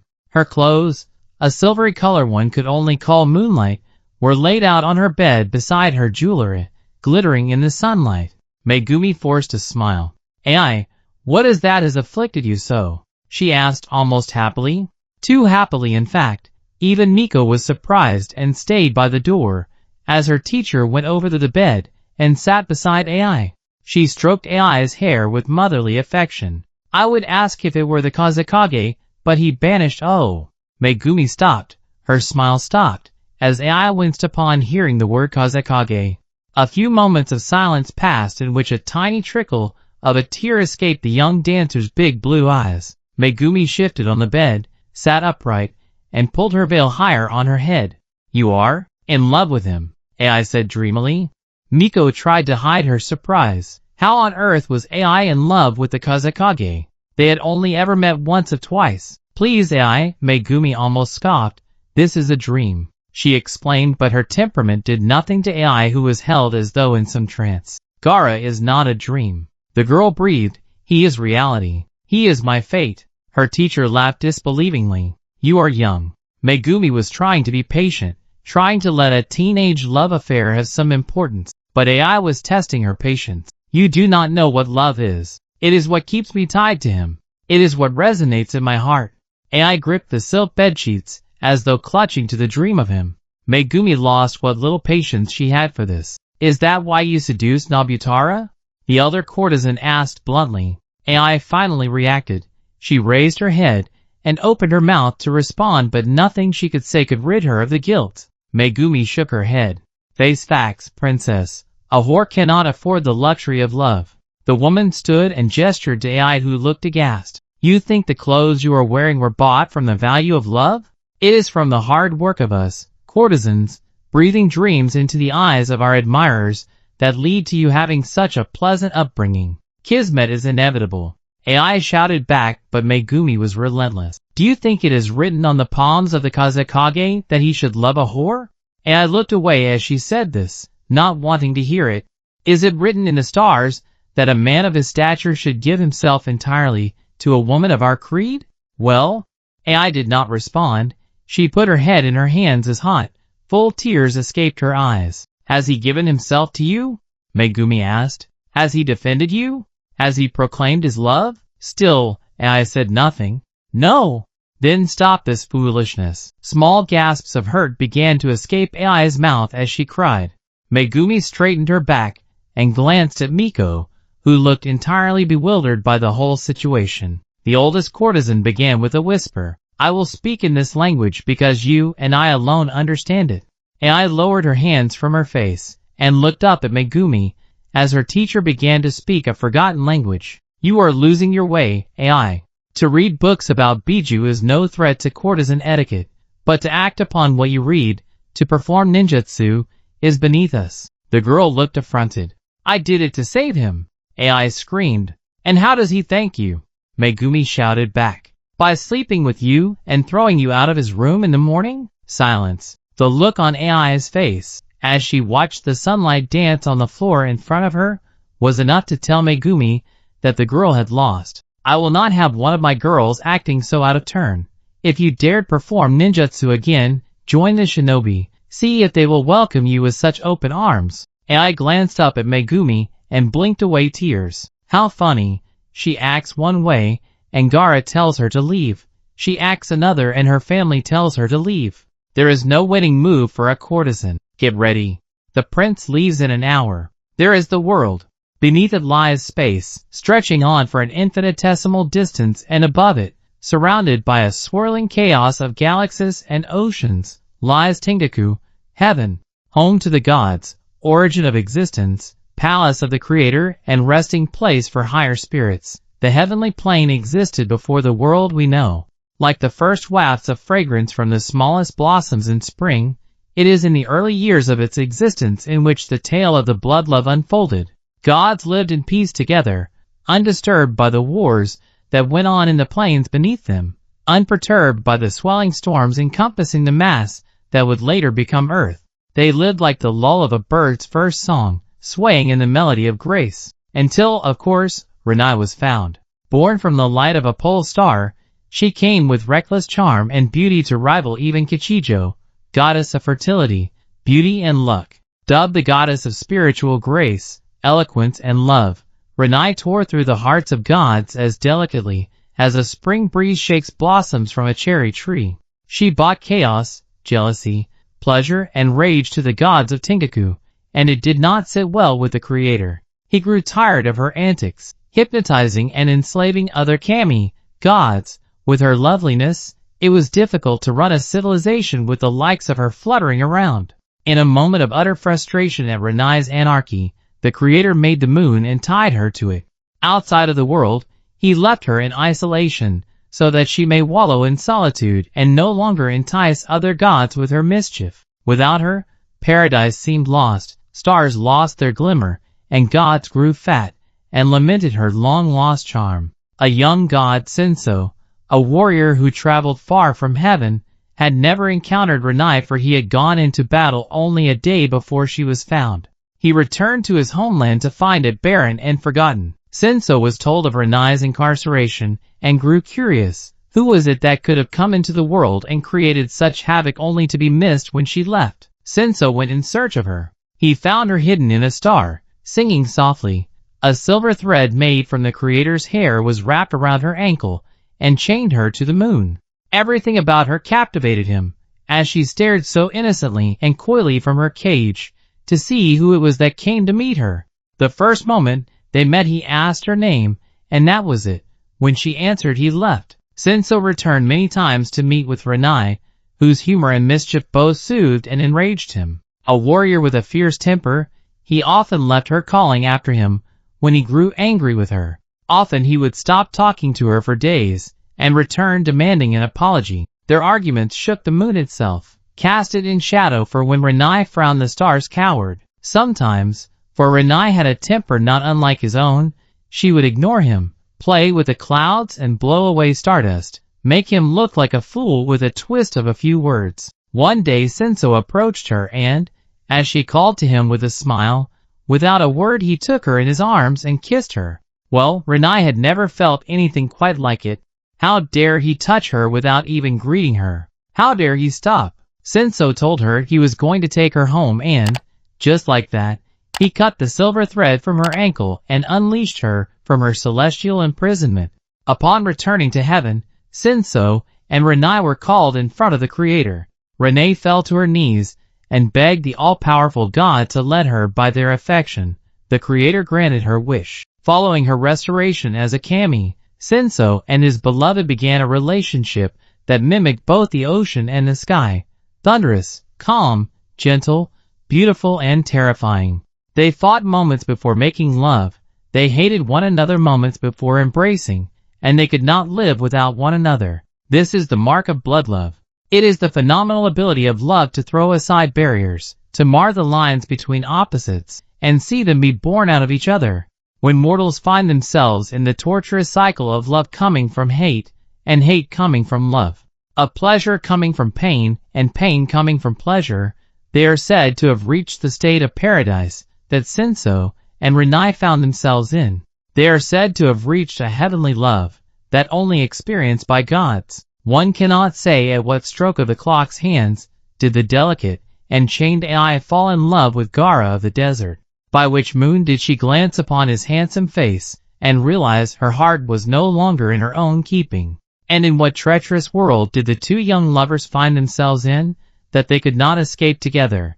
Love was only an ailment to them, a wound preventing each from living their lives. This red, defected, remorse of love was unbearable. It made them enemies, lovers, warriors, victims, and without their consent, without respect for his station, it tied them to one another. With bowed heads, Gaara and AI sat either side of a white curtain that divided a courtyard in two. The Hokage was surrounded by his family, mentors, and those who came with the prince. Nobutara sat to his left, completely unaware of the Hokage's somber mood. Gaara was lost in thoughts unknown, irresponsive to his surroundings. His siblings tried their best to lighten his mood. Nothing worked, as they suspected. Gaara's mood now was affected only by her. As though struck by a lightning bolt, Gaara's attention snapped upwards as the instruments began to play. The tune was unlike how Gaara was feeling. It was playful and happy. It was not a song he thought AI would be singing. Nonetheless, the curtain rose and there she sat, with a small smile on her face, dressed in moonlight, sparkling in the sun. She looked straight to the prince before gesturing to the dancers behind her to come and sit close, as though she were about to tell a story. Sat in starlight, I went unnoticed by the world, imprisoned for having cities of men fall at my feet. I was left to wallow in loneliness, until my gaze fell upon him. Gaara looked over to Nobutara, who sat with a smile as AI pointed to him. A handsome stranger came with a gust of wind that shook the waters. He found me sat in starlight, down by the riverbank, and threw pebbles to catch my attention. The women surrounding AI, all dressed in shades of blue, giggled as though she were really recounting the tale of her love. Gaara scoffed. AI's aloof manner made everyone fall in love with her. Gaara was angry. He couldn't understand it. Why was she acting like this? She was supposed to be hurting too, wasn't she? Or was he being irrational? The damned curse of his childhood constantly left him second-guessing his feelings. AI stood with a twirl. I spied him through the dark ways of the night, and beckoned him closer. As he told me of his victories in worlds far off, he reeled me in with tales of war, and poetry from beyond the stars. The women all looked off dreamily as AI gestured to the skies, before the rogue in him snatched me in the nighttime, and twisted my arm behind my back. With such force the bangles I made from moonstone broke. With a fake look of surprise, AI had all eyes on her. Upon our next meeting his demeanor never faded. His cruelty knows no bounds. I grow restless at the sight of him, and beg him not to come close. But my heartless lover never listens. He pulls at my hair, and teases me so. Whenever the flute of heaven signals the doors to open, I shrugged and put on a farce to show I did not welcome his company. But my mischievous anklets begin to chime to the rhythm of the flute, and my desire to see him is unmasked. Last I saw my cruel lover. He pulled me in and whispered words I shall never forget. Words that gave me meaning. Words that gave me freedom. AI's sweet voice broke a little as she sang the last line and looked to the floor. And just like that, he was gone. Love stilled in the night. Oh stranger, I beg of you, do not leave me. Oh stranger, I beg of you, do not forget me. I looked up to the Hokage, but he had averted his eyes. If you ever stumble upon my imprisonment again, set me free, cruel one, dark one, heartless one. The drums continued to play. The string instruments continued to shower the night with a flurry of notes that sounded like twinkling stars, as Ai walked determinedly up to Gaara. Fiercely as though going into battle, she walked to him with no regard for the wishes of the palace. The music seemed to be building to a crescendo. The dancers behind Ai were twirling. The courtyard was a mess of blue and white as the girl dressed in moonlight approached the audience. Lover, do not leave me, she sang and came to sit in front of Gaara and the prince. Dark one, do not forgive me. The audience watched in bewilderment as Ai took the prince's hand in her lap. Courtesans held their breath for they knew what was about to happen. Most women from the royal and shinobi courts were familiar with the practice too and waited to see what the prince would do. Ai raised her right hand to her face and, with her little finger, wiped some of the kohl from under her eye. The drums built their pace, the dancers twirled. Ai lowered her finger to his palm. Oh stranger, do not forget everything stopped. The drums stopped. The dancers almost fell mid-twirl. Someone had grabbed Ai's wrist to prevent her from marking the prince. The dancer's eyes traveled upwards to see who it was that had stopped her. Her gaze met dark-rimmed opal eyes, and she let out a sigh. Has it come to this, Gaara? Ai and Gaara walked in silence through the palace. The trouble-ridden Hokage grasped Ai's wrist tightly and led the girl, dressed in moonlight, along stone passageways, through darkened archways, and up winding staircases. Ai had her right hand stretched out as Gaara dragged her with him. Her other hand held on to the pendant of her pearl necklace as though it were some source of comfort. The only noise was the tinkling of her anklets, playing a tune to entice birds in the palace gardens to call out to Ai as thought to ask her where she was going, as though they were asking her why she followed, fearful of the man in front of her. With a dark and furrowed brow, Gaara walked on. The dancer gasped softly as Gaara's grip intensified and broke one of the bangles on her wrist. The pearlescent glass fell in pieces to the floor with a tinkle that made Ai wince. The shinobi had no such reaction. He walked as though swallowed by a dark cloud that fell around them. He went unaffected by anything happened. Members of the Hokage's court called to him or asked him where he was going, but Gaara did not heed their calls. Ai followed behind him, her gaze cast downwards, her white veil trailing along the floor behind them. The two ascended to meet the sun at noon, as they climbed the stairs leading to the roof. At the top of the stairs, Gaara pushed open a door and led Ai out onto the rooftop of the palace. He let go of her hand and left the dancer standing by the doorway. As the door shut behind her, she stood, nonplussed, staring at his back in stunned silence as the Hokage walked out to the edge of the roof. The daytime was sinfully hot in Sunagakure. The sun was at its highest point and sat in a cloudless, blue sky. There was no breeze to alleviate this torture as Gaara and his courtesan stood in silence. All Ai could see was Gaara, stood against the sky. It looked almost as though he were stood on the brink of nothingness, just warm, open sky. Suddenly he spoke. Why are we here? The sun was at its highest point and sat in a cloudless, blue sky. There was no breeze to alleviate this torture as Gaara and his courtesan stood in silence. All Ai could see was Gaara, stood against the sky. It looked almost as though he were stood on the brink of nothingness, just warm, open sky. Suddenly he spoke. Why are we here, Ai? Upon hearing his question, love stirred. Here?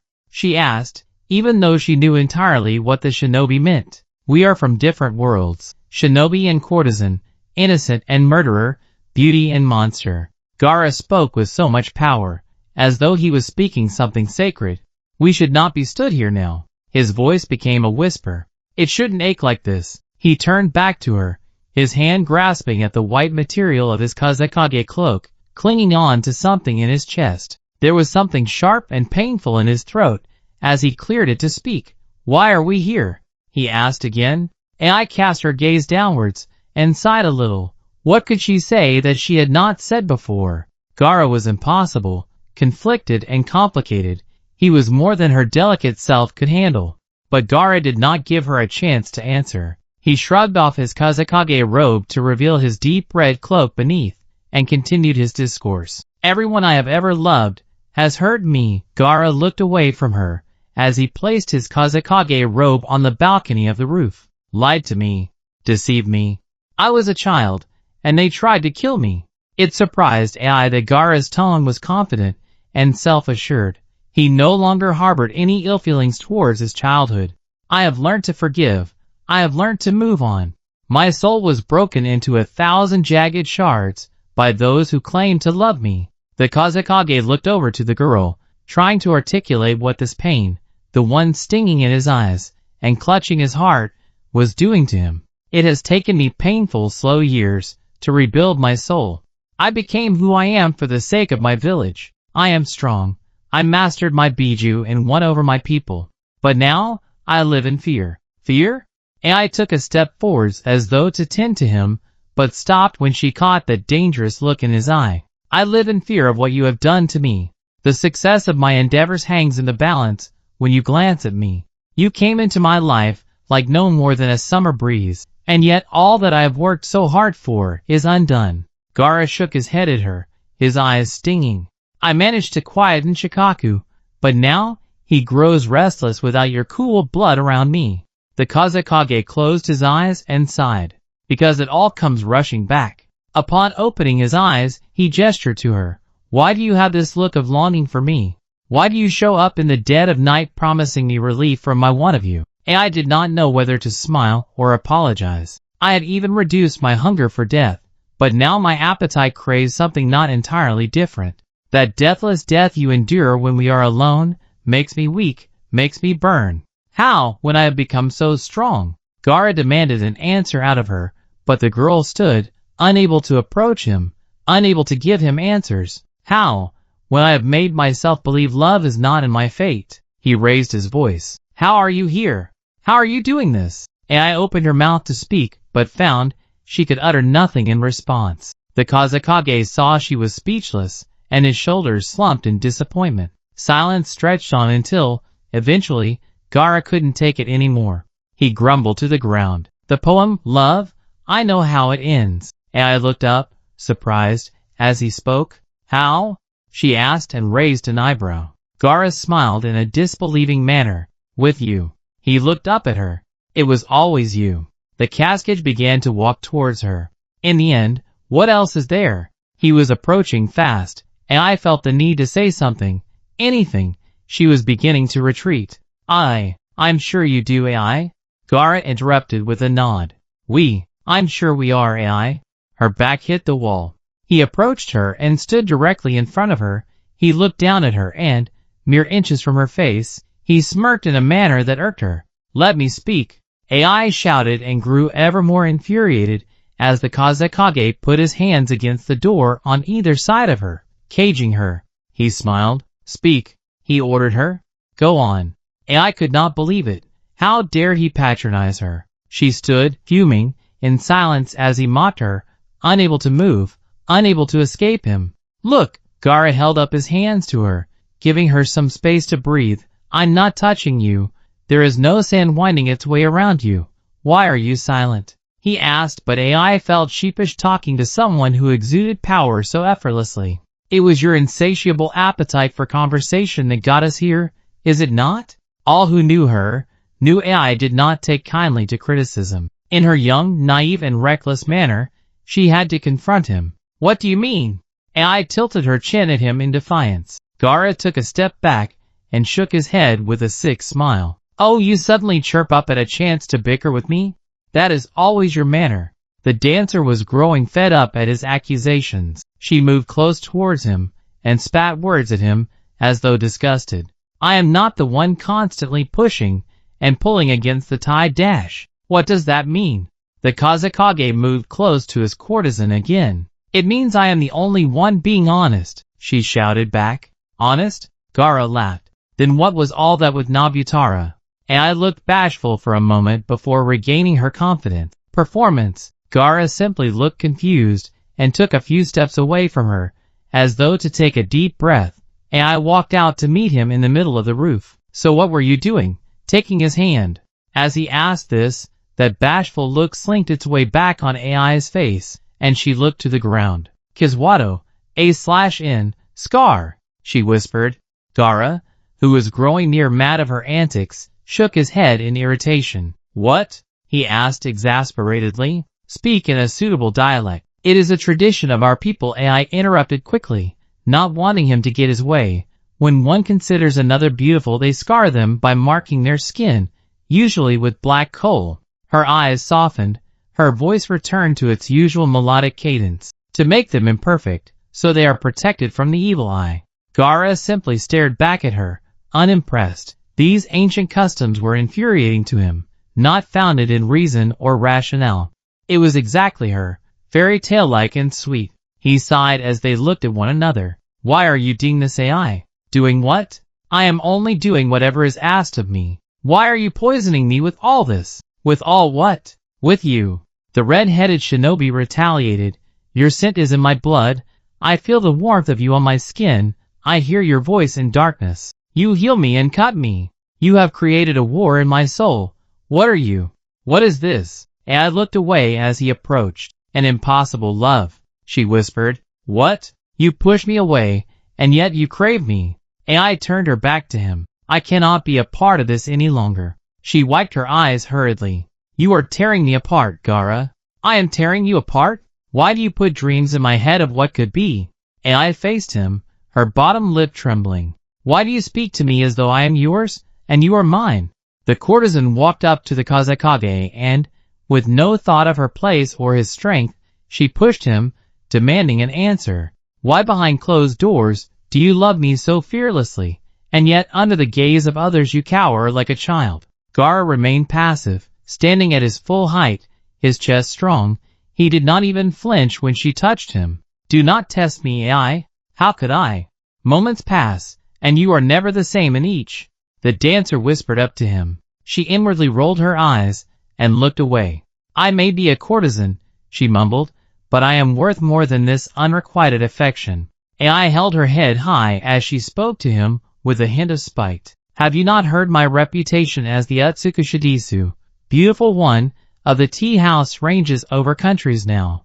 I am called upon by royalty and shinobi. Blue eyes narrowed on him before she turned away haughtily. I need not attend the court of a Kage. She spat out bitterly, trying to maintain the illusion that her heart wasn't breaking. Gaara looked at her, as though seeing AI for the first time.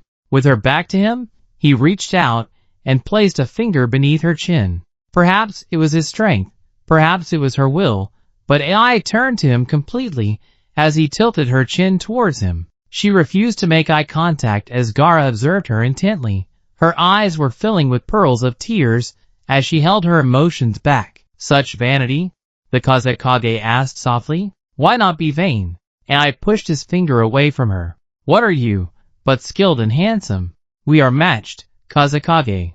If you take pride in being a shinobi, then I take pride in being a courtesan. Even the moon is not that vain, he warned her. The moon is scarred, yet she endures. The girl retorted, and as she turned away from him, the Kazekage did something he could not explain. In less than a moment, Gaara pulled her by her hair to face him. Before he snatched the pearl necklace she wore so tightly that the latch broke, he struck her forehead with a large pendant. Ah! AI cried out and cradled her forehead as pearls scattered around him. The Kazekage dropped the necklace. Gaara, what have you done? She asked, her eyes closed, breathing heavily. Gaara bent down beside her and moved her hands away to inspect his head. He blew gently on the small cut that had formed directly beneath her hairline. A small droplet of blood formed before spilling over and trickling down her forehead. Kiswato, Gaara answered her. Her eyes widened as she looked up at him. I have scarred you like the moon, with the mark of my love.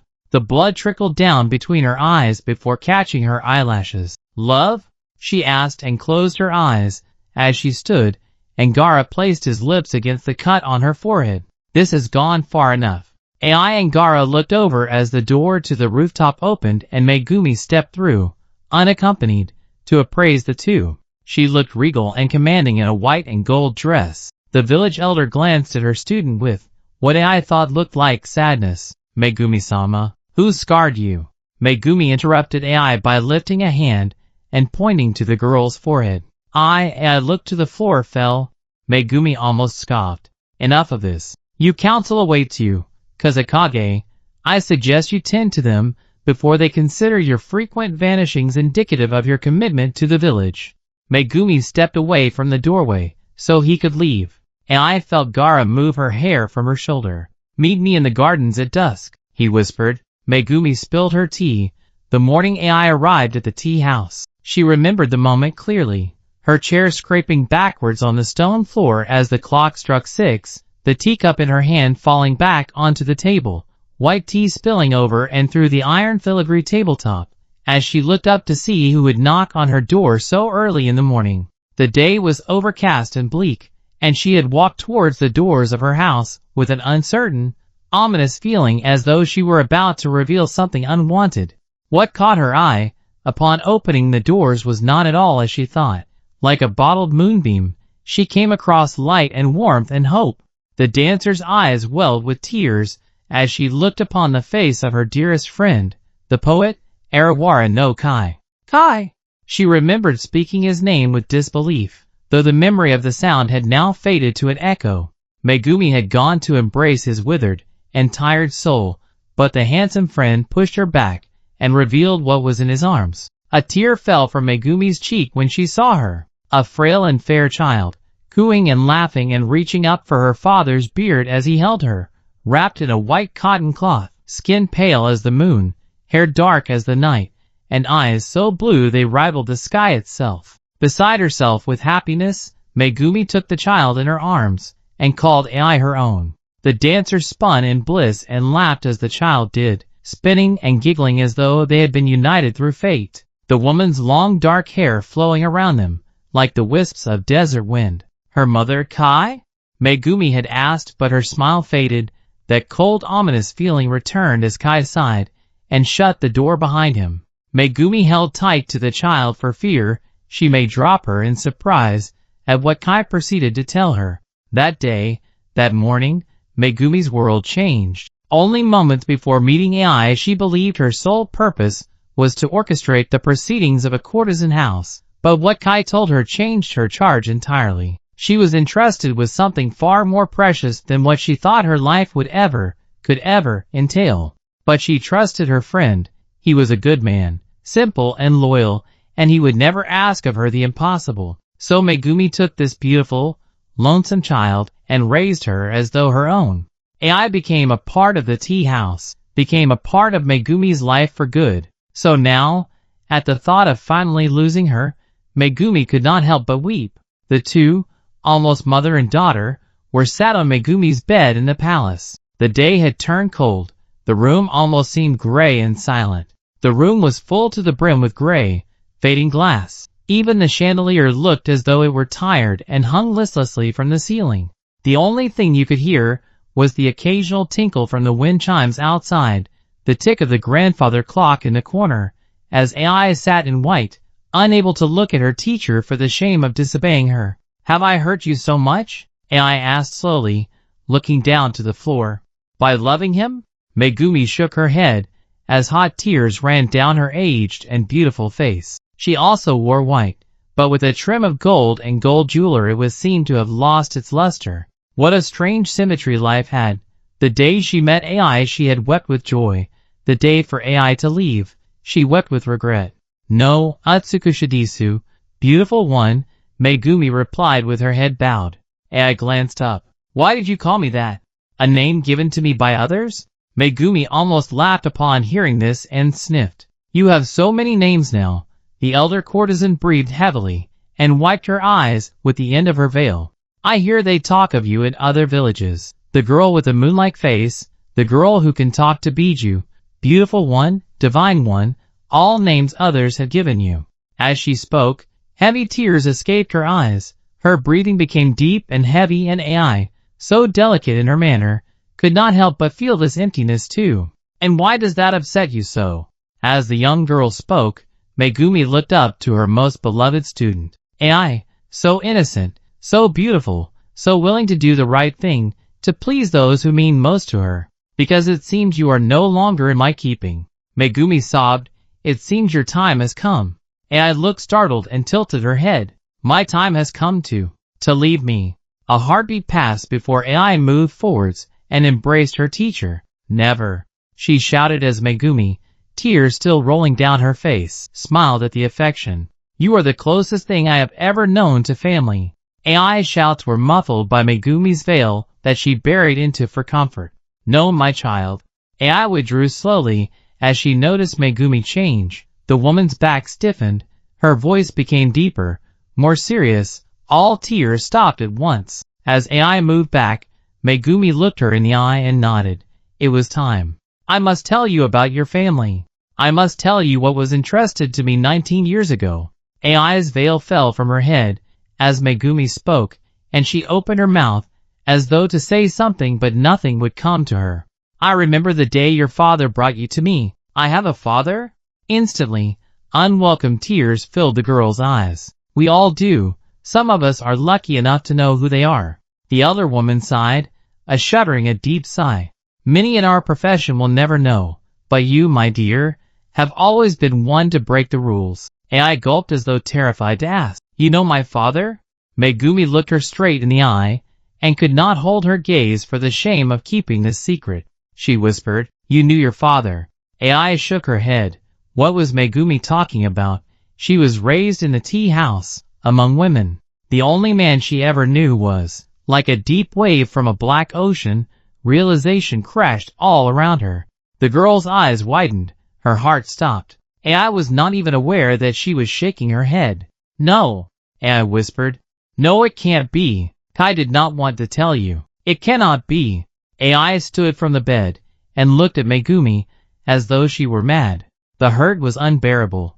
Her father had been so close to her all these years. He had left her alone in that place. Before she knew it, AI was shouting her sorrows. What kind of father spends half of your life with you and says nothing of his relation to you? What kind of father would take his daughter to a whorehouse to be raised there, to become a courtesan? Tears spilled over the brim of her eyes as she tried to regain breath after shouting. She was taking steps away from Megumi, walking backwards, wanting to be rid of the lies. Megumi beckoned her back and pleaded with her. There is more to it than that alone, AI. But the girl would not have it. Lies, AI whispered to herself. This has to be, this is. She looked up to Megumi with such a look of heartbreak that her teacher began to cry again. This is not love. He is not a father. AI, please sit.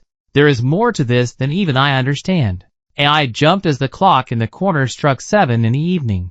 Its chime echoed around the room like a deep boom. A wind whipped the windows and seemed to seep into the room, causing the chandelier to sway and creak as though ready to fall. AI approached the bed and took a seat opposite her sensei, her brow furrowed in pain.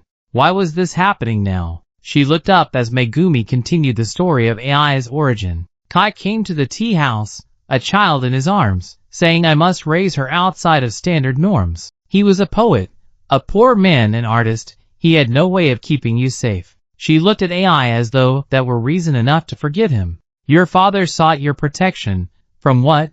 I still cannot say, for he never told me. He simply instructed that you needed to be among royalty, among higher class shinobi, to be protected.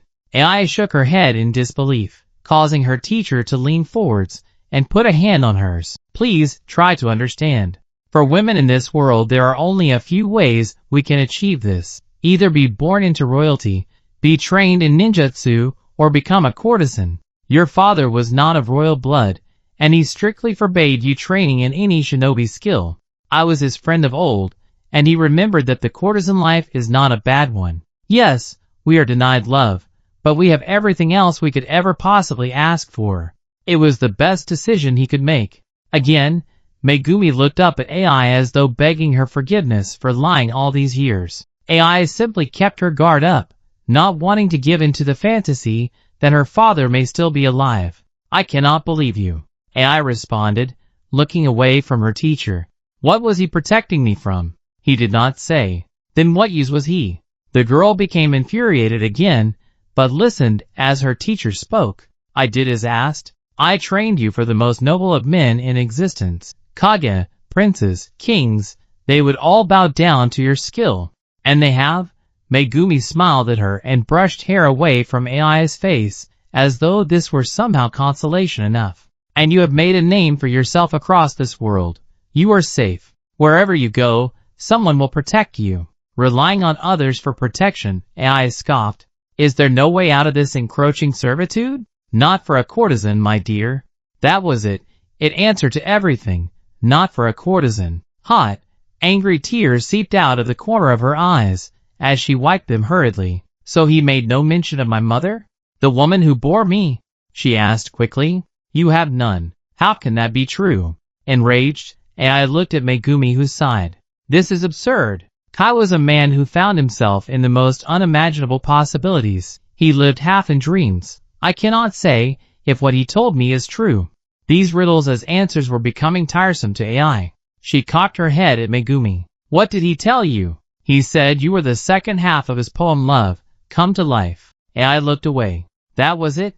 That was the best version of the truth her so-called father and Megumi could concoct? Her blue eyes flashed dangerously. He was a pathetic man, she whispered. He loved you. So he lied to me for 16 years, and then abandoned me. He knew full well he was raising his daughter to be a whore? Ai was disgusted, outraged. She preferred the idea of having no parents at all. I cannot say why. I cannot answer these questions. But he can, if you wish to ask him. Ai looked up in shock. What? He told me. When she is called upon by the world, she will want to find me. When that day comes, you must let her go. And here we are, with that day fast approaching on the horizon. The girl's eyes were dancing as Megumi spoke. The possibilities of her past, of her future, were so close to being knowable. What do you want to do, Ai? Silent seconds trickled by. The chandelier creaked above them, ready to unhinge. I do not know, Ai finally replied. Your father entrusted me with one last thing, to aid you on your journey to him. The young dancer turned to her aged teacher and watched as the woman pulled out, from her robes, a small white packet. Ai stared on in curiosity as Megumi pulled apart the paper, which fell like white petals onto the bed, to reveal anklets. Ai raised an eyebrow. That is the costume of courtesans. What was he? Have you ever noticed, Ai, that I forbid you from removing your anklets? Her teacher interrupted her. Have you never noticed that you sleep with thin chains that are irremovable? Ai looked down to her feet, to her ankles, and shook her head. She had never thought about it. Didn't all courtesans wear anklets all the time? The day you arrived in my life, Kai brought you in wearing anklets. You were no more than a few weeks old. I cannot explain it. He did not give me answers. Those remain with your father. Ai was no longer looking at her. Perhaps she was no longer listening. She picked up the white packet from the bed and stared determinedly in front of her. What will you do, Ai? As Megumi spoke, Ai was already moving towards the door. I do not know, Ai whispered, and at the door, she stopped. The legend of the blood love runs deep in your fate, Ai, Megumi warned her. It is a treacherous and heartbreaking love. Ai was about to leave, when Megumi's dangerous tone of voice kept her back. He is a Jinchuriki. Gaara is a murderer. Your love for him has driven you to perform ninjutsu. I have failed in carrying out your father's wishes. Megumi's voice cracked. Her brow furrowed as she realized she had let down her friend, her very own first love. Ai took a breath. He is no father of mine. The walk to the gardens passed her by, for Ai was not in the right frame of mind. Her veil trailed untidily behind her. The white package hung limp in her hand as she walked between servants lighting candles in the hallways to welcome the evening. Before she knew it, Ai was walking into the gardens, the warmth of the night air around her, a breeze cooling her neck. Her white dress flowed like satin against the grass beneath her feet, and the diamonds she wore tinkled in tune with water she could hear splashing nearby. She was lit up by the glittering stones she wore. Perhaps the fireflies, though she was one of them, for their golden light shimmered around her as she entered the garden. In the corner of the gardens, though it painted a pale lilac color that looked white at dusk, was a large, octagonal pavilion. Hidden beneath low branches of a cherry tree, the Hokage waited in twilight for her. Upon hearing her footsteps, Gaara walked out to the entrance of the pavilion, a grand and ornate arch, and caught sight of her as she entered the garden. She was still dressed in white, glittering in diamonds, achingly beautiful. Was she crying? Ai entered the gardens with a forlorn look. She felt empty, hollow, as though she needed to find something to fill her up. What was it she was looking for? She continued to walk towards the pavilion, desperately trying to make sense of what she had just been told. Ah! She gasped softly as a tear fell from her eyelashes, and she caught sight of him. Gaara stood in his red cloak, his dark-rimmed eyes beckoning her into the darkness with him. The vision of him shocked her, for she felt it, that pang of recognition, that flicker of want. What would console her now is love. She walked towards him, her pace quickened. Upon approaching, she threw the packet in her hands onto the ground and found that she was running towards him. What Gaara could not finish his sentence, for she threw her arms around him and kissed him, wanting desperately to feel again the way he made her feel, safe, loved, like she was a part of something. Tears rolled down her face as she felt him against her, his hands on her waist smoothing round to her back so he could take her in his arms. Gaara was everything she wanted, everything she needed, and in that moment nothing could come between them. As she pulled away from their deep kiss, Gaara kept her in his embrace and kissed her softly a few times, savoring her softness, her delicateness, as though she were a summer breeze about to leave him. He rested his forehead on hers, and both realized their hands had found one another's, and they clasped onto each other, their hands between their chests, as though holding each other's hearts. What happened, Ai? Gaara asked softly as Ai looked up at him, her bottom lip trembling, her brow furrowing. I learned of something today. Unknown to the Hokage, to his family or close friends even, talk of revolt, of overthrowing Gaara, was growing attractive to the power-hungry in Sunagakure. Little known to anyone in the village, those interested in mutiny were gathered, several floors below Gaara and Ai, in a secret chamber, only used during wartime. 7 men sat in a dank, half-lit basement room, around a large round table, similar to the one in the Hokage's palace. All came with the same dark intent that flooded the room, the same terrible conviction. Gaara was to be overthrown in the next few months. I am sure many of you are now familiar with the company he keeps. One man, aged, a voice that sounded like butter being scraped against dry bread, spoke up.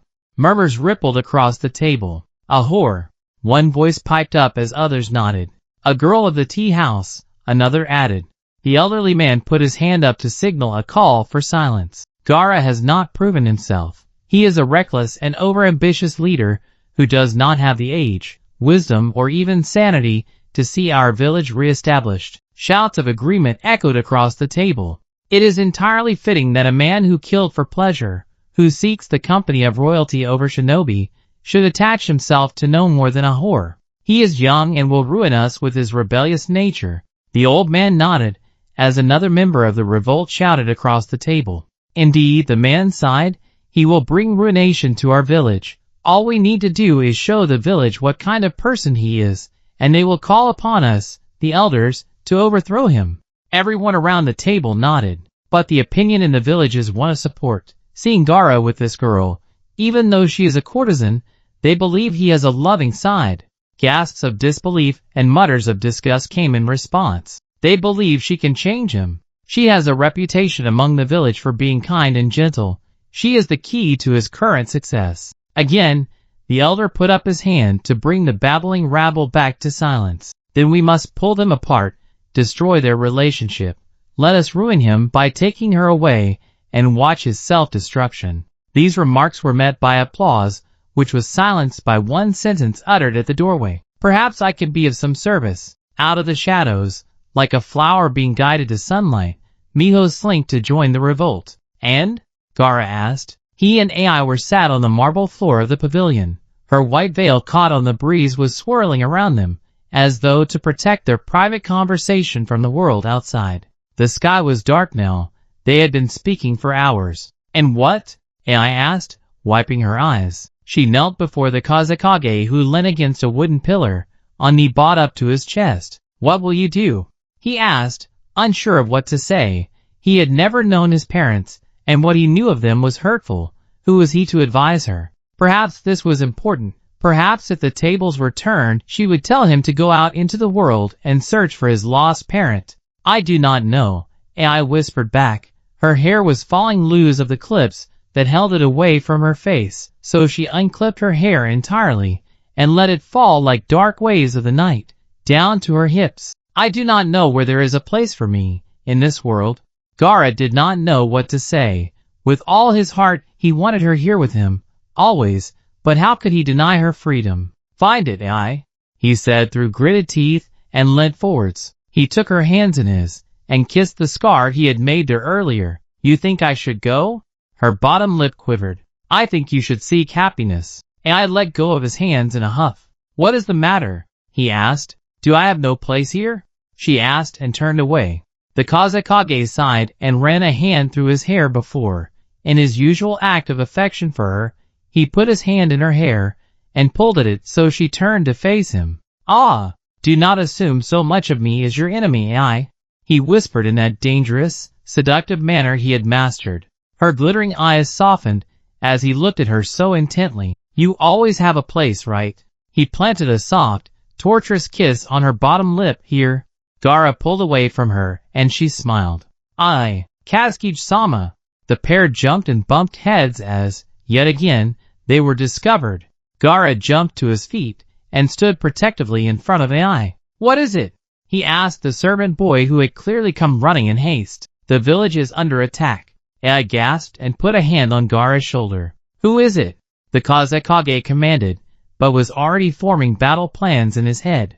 The Akatsuki. They entered the village on a giant white bird. Give word to Kankuro. Prepare troops for aerial combat. Evacuate the center.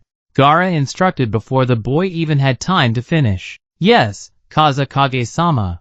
The servant bowed and ran from the gardens. Gaara turned back to Ai. I have to go. As he spoke, Ai nodded. Gaara put his hands on both sides of her face and kissed her. Be safe, Ai whispered and put her hand against his on her cheek. As he let her go, she remained holding onto his hand until it was physically impossible to do so, and he had to part from her. As Gaara jumped onto sand, he summoned from the garden, and Ai watched him ascend to meet the enemy. Her eye caught the sparkle of the anklets she had dropped earlier. Her futures were unfolding in front of her, forcing her to make a choice. What choice should she make? Work started only hours after the Kazekage's capture. Anyone and everyone who was fit to work had to pull their weight. Children were even recruited to fit into small crevices between rubble and retrieve valuable debris from the chaos that the battle had left in its wake. Thank goodness for Jinan, so eager and ready to take on any task asked of them, so thrilled that every task had been bumped up to the level of a B mission due to the state of emergency. Not everyone was as eager to offer a helping hand though. Elders, naturally, were exempt from such tasks. Politicians and council members were given the duty of orchestrating the emergency plans. Shinobi were strategizing Gaara's rescue.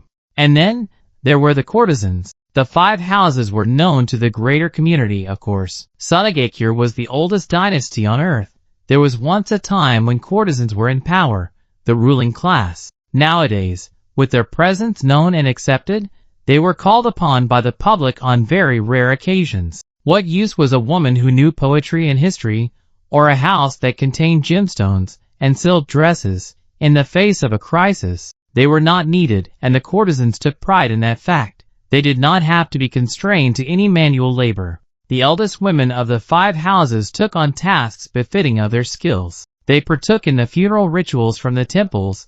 They spoke to and advised widows of the shinobi who had given their lives to protect the village. Seen in secret, their voices only manifested themselves as scribbled notes to the Kazekage's council. However, there was one courtesan, the first courtesan to the Kazekage to be precise, who devoted herself to an entirely different task. Her charge was one born out of the events that unfolded at night. The night of the battle, in the palace gardens. Ai watched as the boy she was desperate to hold on to was swept up into the night. Gaara rose to meet the stars with such power and reckless abandon that those in the palace that caught a glimpse of him were frozen in awe. The Kazekage was formidable, though young, and skilled, though naive. Even those untrained in shinobi skills wanted to watch the fight for Sunagakure. AI's stare was broken by the shouts of palace guards, warning onlookers to retreat further inside the palace. The dancer glanced around to see citizens, members of the Kazekage's court, and shinobi begin to rush around in a panic. Yet, AI did not move. She seemed to be functioning slower than she should be. Her thoughts were sluggish. Her pace was slow, as though she were trying to figure out her next move. Even the shouts of the guards sounded slow and far away. Again, her mind, which felt fuzzy, was awoken by the sound of an explosion nearby. She glanced up over the garden walls to see the Kazekage's son take the brunt of the blast before she looked up to Gaara. The sight of him threw her back into reality. Sound returned with unapologetic loudness. The village was ablaze with frantic shouting, explosions, fire, embers flying everywhere. Blue eyes narrowed on Gaara, and AI nodded at her own thought. Get to higher ground. She tore from the garden with haste and ran through the archway to re-enter the palace. AI looked left. That lead to the courtesan quarters. She glanced right. That lead to the Kazekage Kwa. AI looked behind her. There, nestled in the grass, glistening as though they were drops of dew in the morning, were diamond anklets left to her by her father. The girl's brow furrowed before. With a slight sigh, she ran back into the garden, collected the anklets from the grass, and continued back into the palace. She took a right turn. AI reached the Kazekage's balcony within minutes. She had pushed aside the door, fumbled through the curtains until, at last, she came to face with the battle. She squinted in the darkness to see a man with long, straight blonde hair, stood in a black and red cloak. The Akatsuki, it had to be. The intruder stood on a giant white bird, his hair flowing in the wind, as the bird swooped through the night sky to avoid Gaara's attacks. AI, who had never seen a fight between shinobi, who had no idea what to expect, figured that she would find the look of the white bird comical at any other time. But in this moment, the blonde figure was wreaking havoc on the village, and the bird's drawn on, emotionless features were quite terrifying. AI looked right to see Gaara, floating on his sand, defending the village, keeping an eye on his opponent, on his own safety, and on the village beneath him. It was too much for one person, surely. The dancer glanced around the rooftops, the grounds, to see if anyone was able to help. From below, ninja were escorting and protecting civilians into shelter. At least they were saving as many as possible. On the rooftop directly opposite her, AI spotted Kankuro, ordering shinobi to fire what looked like arrows at the giant bird. AI was beginning to panic. Her heart was beating loudly in her chest. She could feel it pounding against her ribcage, attempting to jump into her throat. They were not prepared. It was clear. Gaara could not handle this on his own. There was too much to protect. In less than a moment, the whole night went dark. Instinctively, AI covered her head with her arms as the environment changed. But nothing happened. Any attack she was expecting did not reach her. AI lowered her arms and looked up to see the darkness had come because Gaara had flooded the sky with sand to protect the village from another explosion. It was no use. With his attention on defending the village, Gaara could not focus on attacking. Again, AI looked over to Kankuro, still instructing others to fire weapons towards the intruder. Her eyes sparkled with an idea. Weapons. Something useful. Something that could help. With a firm look up at Gaara, full of nothing but determination, AI raised her hand to her forehead. The cut Gaara had made there that morning was still fresh, still ready to ooze blood. With the nail of her thumb, she pierced her skin once more, and did not even wince as the cut reopened. Her dark, glistening blood formed a small blob on her hairline, before seeping over, like a tear, and trickling down her forehead. AI straightened her hand, and placed her palm in front of her forehead. Was this going to hurt? She had no idea. Kuchiyos no jutsu, summoning jutsu, AI whispered. A strange feeling, like a cold egg being cracked on her forehead, started from wherever the blood touched her skin. With a soft gasp, AI felt energy leave her. That must be the chakra needed to perform the technique. Ah, she gasped again. What an odd feeling. The cold egg on her head, her weakening knees, her vision was blurring. How did shinobi do this? It was enough to make AI feel sick. Ah! A gasp of surprise this time as, from a small cloud of smoke in front of her, a glass vial appeared. She caught it midair and strained to see it in the darkness. After, for the 5th time in her life, she used her own chakra to perform a summoning jutsu. Inside the small glass vial, stopped with a dark, cedarwood cork, was a white, glittering powder. "Gaara!" Ai shouted, and with all her might threw the vial up to the Kazekage. Did he see it? Had he even heard her? She did not know. Ai was not even aware that she had fallen to her knees. Her long black wave of hair was licking the stone floor of the balcony as she held onto the railing, desperately trying to keep her eyes on him. But Gaara was no more than a blur, like a thick brushstroke of dark paint against the night sky. Ai's consciousness was slipping away. The blurs were all blurring into one. "No," Ai begged as her mind tried desperately to keep her awake. "No, please. Gaara, how will you ever know?" Ai slipped off the balcony railing and into unconsciousness. Several hours later, Ai had been found by Temari, who entered Gaara's room while searching the palace for enemies. She spotted Ai, collapsed on the cold, hard stone of the balcony, and ran over to her. The dancer had a small trickle of blood running down her temple. Temari wiped the blood away hurriedly. She called for assistance and had Ai carried to the sickbay. No one knew what had happened to the courtesan, why she was in Gaara's room, why she had collapsed, why she was found holding onto diamond anklets so tightly the metal scratched her. All strange and unanswered questions that had to be left unasked for the moment. Present day, Ai was stood on that same balcony, awaiting his return. She had waited there for 2 days now. Ai had kept a close watch on that cold and distant desert for any sign of his return. She did not sleep. She barely ate. She simply watched and waited. Those 2 days had been the same, desolate and bleak. No word, no news. Her presence on the balcony went noticed by all.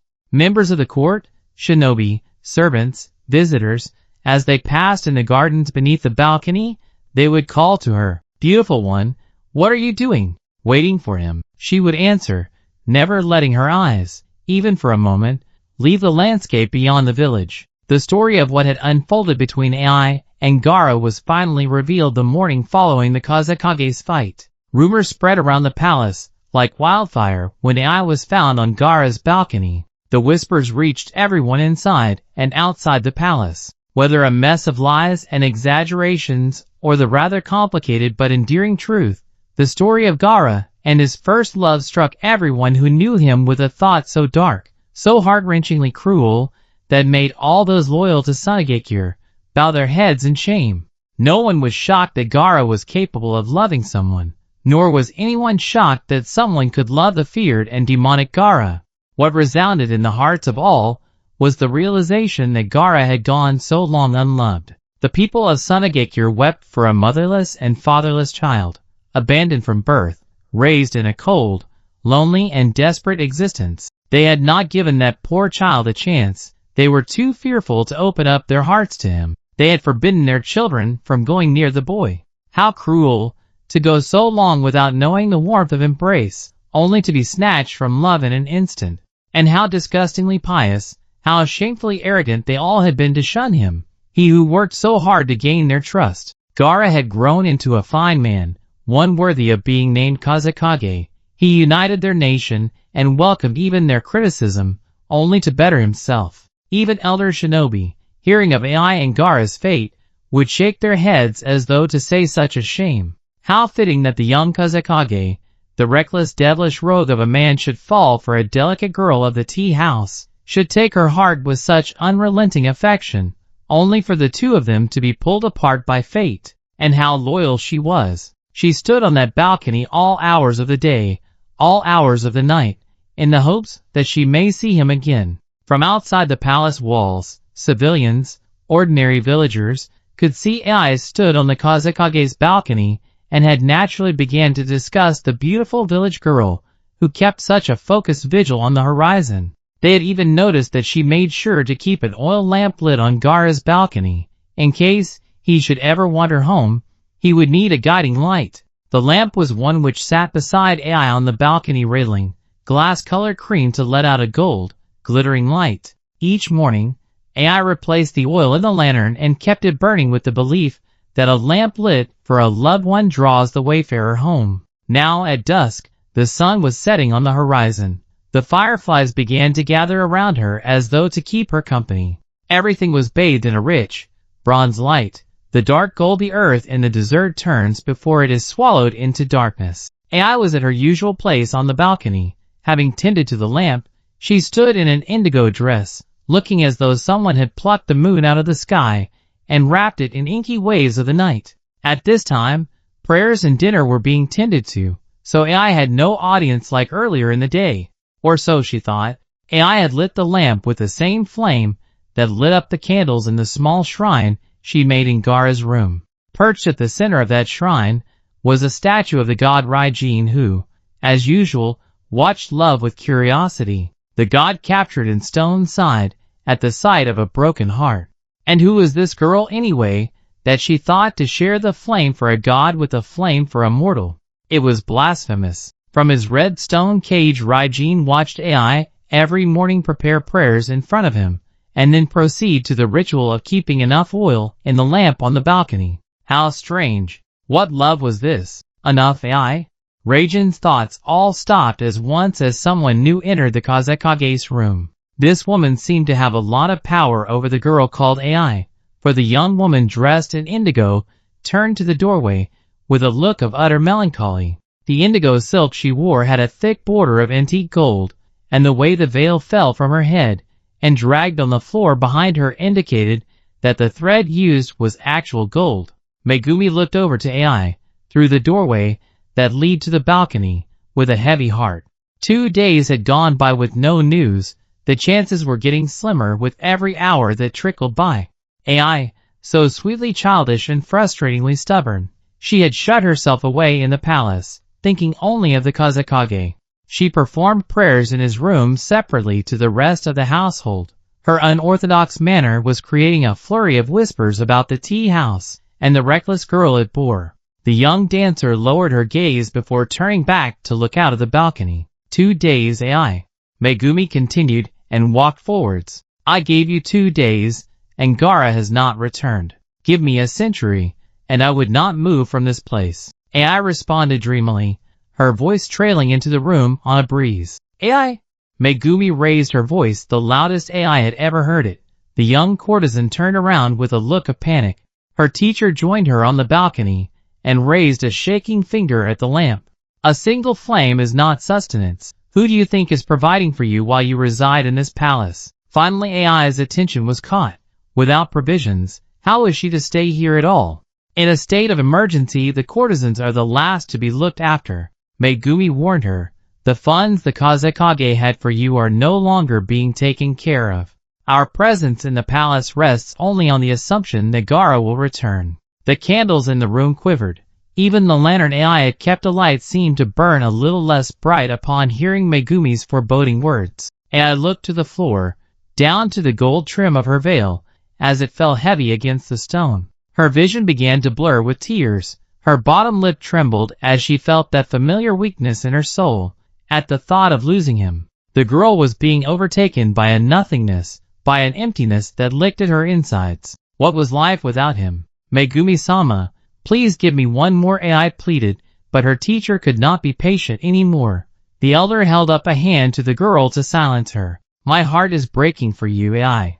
Megumi put the hand she had raised against AI's face. Rumors around the tea house are vicious. That I raised a rebellious and feisty dancer, they would not be half wrong.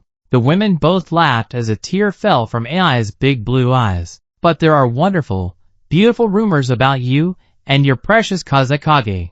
AI looked puzzled. She had been so isolated, she had no idea what was going on outside. Both of you are gaining respect and admiration far faster, far greater than anyone could imagine. Wah! And you are no longer my child.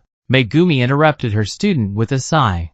You know where your roots lie, and now you know where your heart is kept. AI nodded slowly, so I can only advise you as best I can. The aged and wise courtesan took her hand away from AI's face and flicked her head as an affectionate way of showing the girl she was being naive. Act smart. Smart? Do not neglect what is important or real. Gaara is not here in this moment. What was keeping you here is lost, Megumi explained. You must face reality. Money to keep you at the palace will cease to be given to the tea house, and we cannot support you here. The Kazekage made no commitments to you.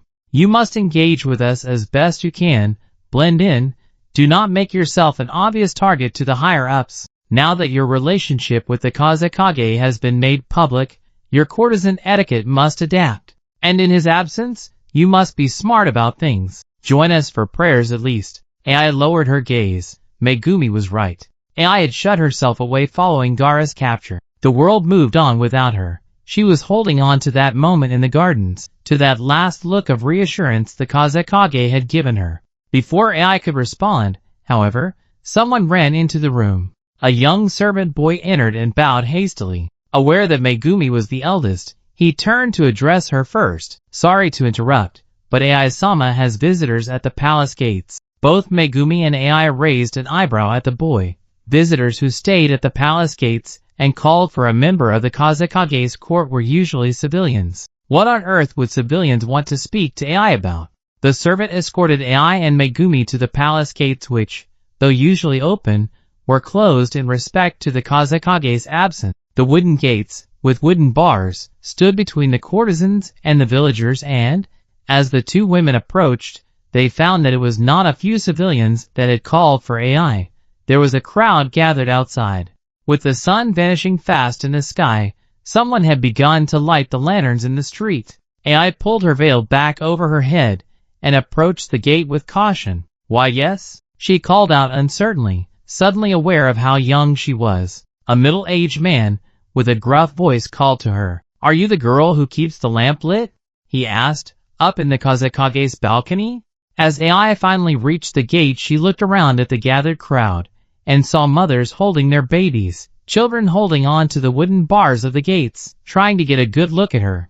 All with sad, tired eyes. She nodded. Yes, I am. As she spoke, an elderly woman, so ancient her grandchildren were helping her hold up a small clay bowl to Ai. Take this. The woman spoke softly. Ai did not want to take the bowl straight away. Courtesans, prostitutes, were not acknowledged so openly. Were they mocking her? But how could she distrust a village elder?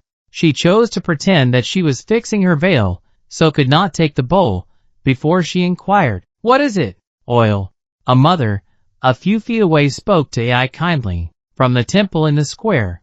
The mother smiled at Ai with an affection the girl was not familiar with. Ai blushed, beginning to feel overwhelmed. You are from the tea house, yes? The elder had a soft, crackly voice, like a dying fire. Ai nodded slowly, fearful they may shun her. The woman grinned. Your beauty and poise are explained. The elderly lady held out the bowl, and Ai took it. Keep the lamp burning for another night. Ai gasped. Thank you. She spoke softly for the woman before taking a step back to address the crowd. Thank you. I am lost for words. This is so kind. Many nodded at her thanks. A few even wiped their eyes. The Kazekage is so young. A man muttered nearby. He is our protection. Our salvation. Another added. His capture is a great loss to us all.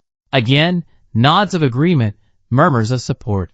The mother who was cradling her child frowned as a tear fell down her face. You, gentle one, have shown us that the beast is no monster, she said, as she rocked the child in her arms. Gaara has gone too long feared. He was another woman's child, but he never knew affection.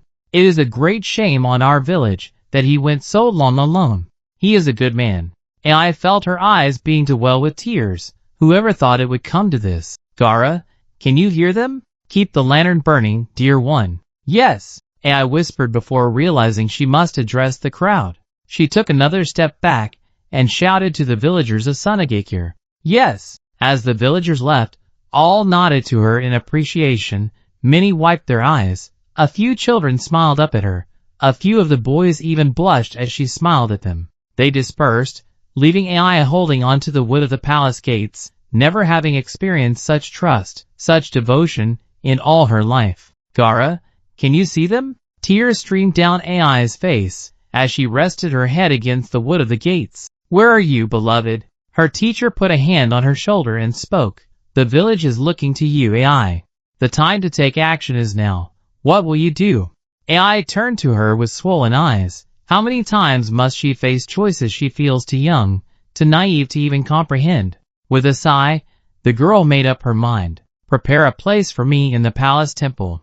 I shall be at evening prayers. In her indigo dress, anklets tinkling, antique gold jewelry glittering around her, Ai walked towards the sickbay to speak with the Kazekage's siblings before she attended prayers. She walked alone, as she had become accustomed to in these past few weeks. It was unusual to see a courtesan without an entourage of women around her, but Ai, having a secret relationship with the Kazekage, had meant she had to sneak around alone a lot of the time. She was used to her own company, and had no fear at all, as she did not even look at the palace member she was approaching.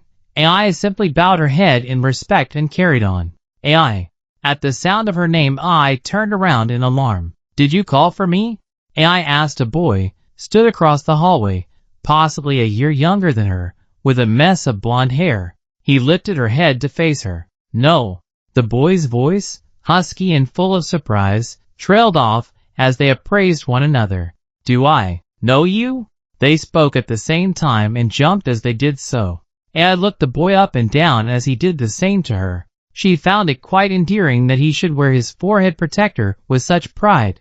She could think of no other shinobi she met who actually wore it across their forehead.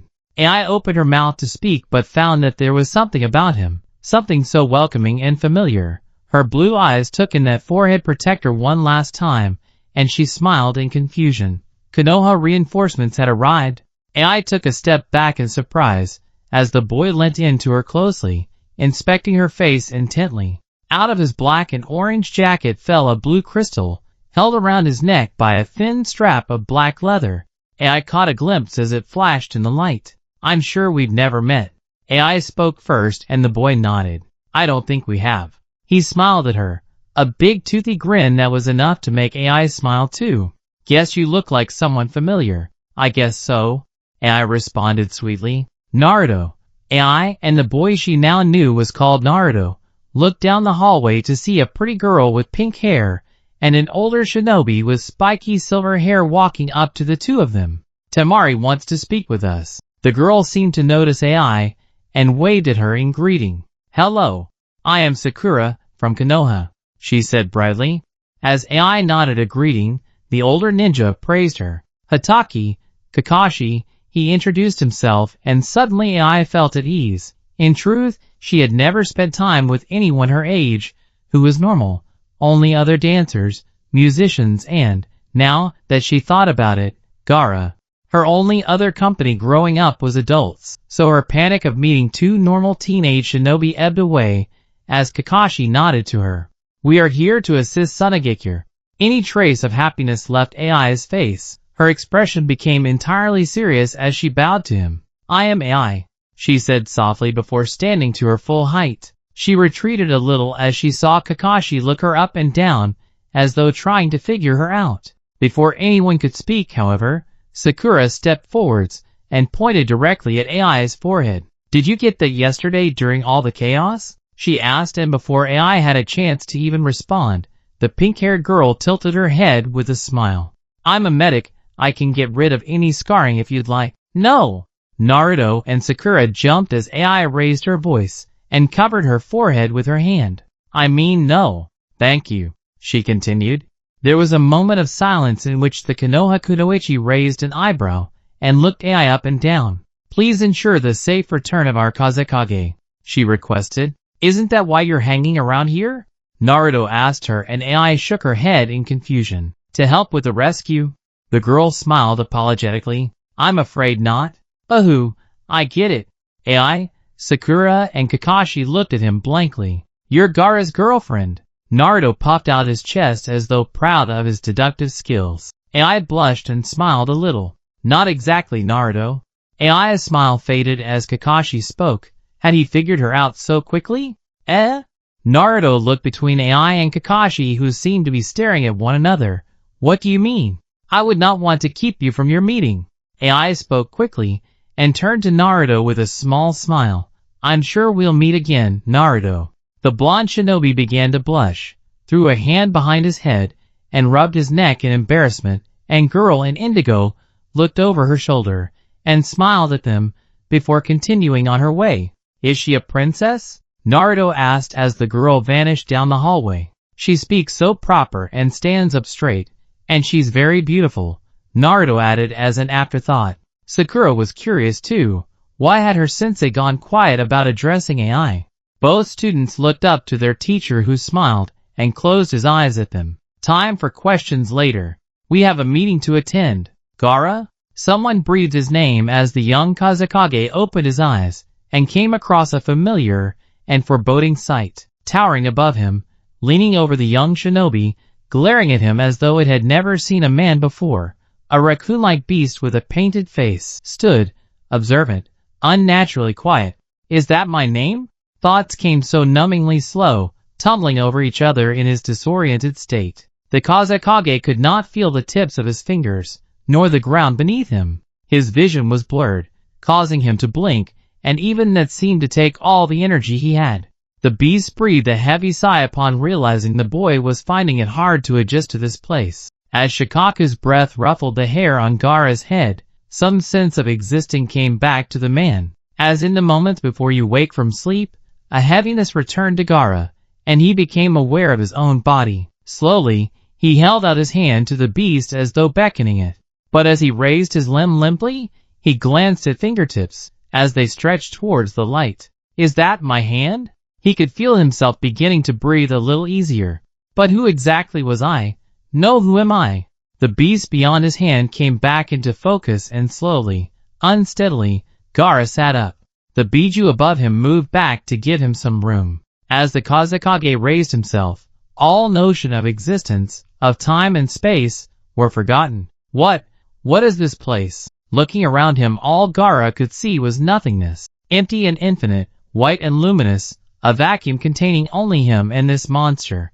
Nothingness. As far as the eye could see, nothingness. The Kazekage winced. A weakness ran through his whole body, and his legs shook as he struggled to stand.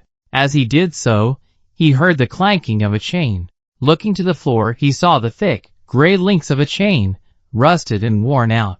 He followed it with his eyes from where it tied around his foot, to where it snaked along the floor, and up into the air, to rest, locked in place, around a collar on the beast. The chain was flaking with rust, wearing away. We are before the gates. Shikaku spoke suddenly, and Gaara turned his head to look around for any sign of a gate. But as he looked out into that white, luminous plain, a feeling of remembrance came back to him. I should not be here.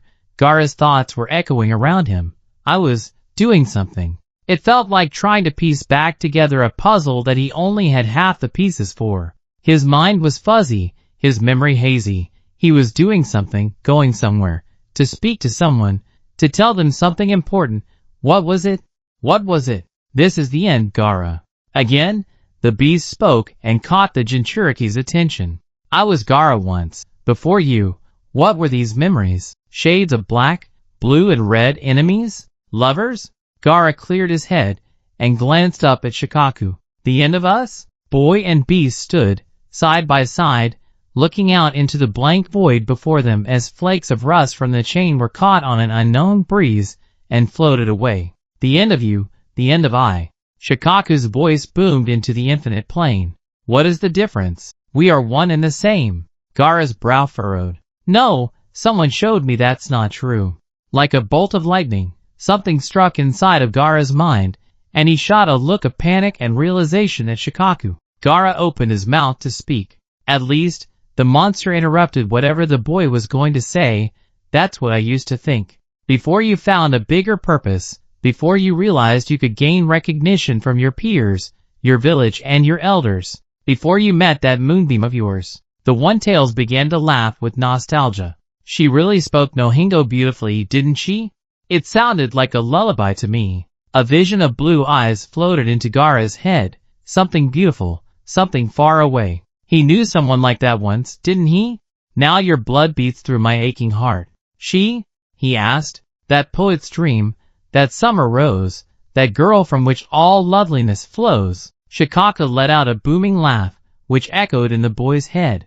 Have you so easily forgotten the girl who would whisper to you and I in the dead of night, to calm our arguments, to appease our appetites? She, who acknowledged the division between us. Gaara looked out into the nothingness. There he saw her. AI. AI? Kankuro spoke suddenly, as he realized the dancer's attention was no longer on him. AI had looked over suddenly to the doorway, as though she were expecting someone to walk in. AI? The girl's dark hair fell off her shoulders, as she turned to see Kankuro staring at her, with a bemused look. I apologize, Kankuro-san. AI bowed her head quickly. I thought I heard someone say my name. Standing from her chair, the girl retrieved a wet towel from a small bowl to dab Kankuro's head. What is it you were saying? You were the one talking, AI.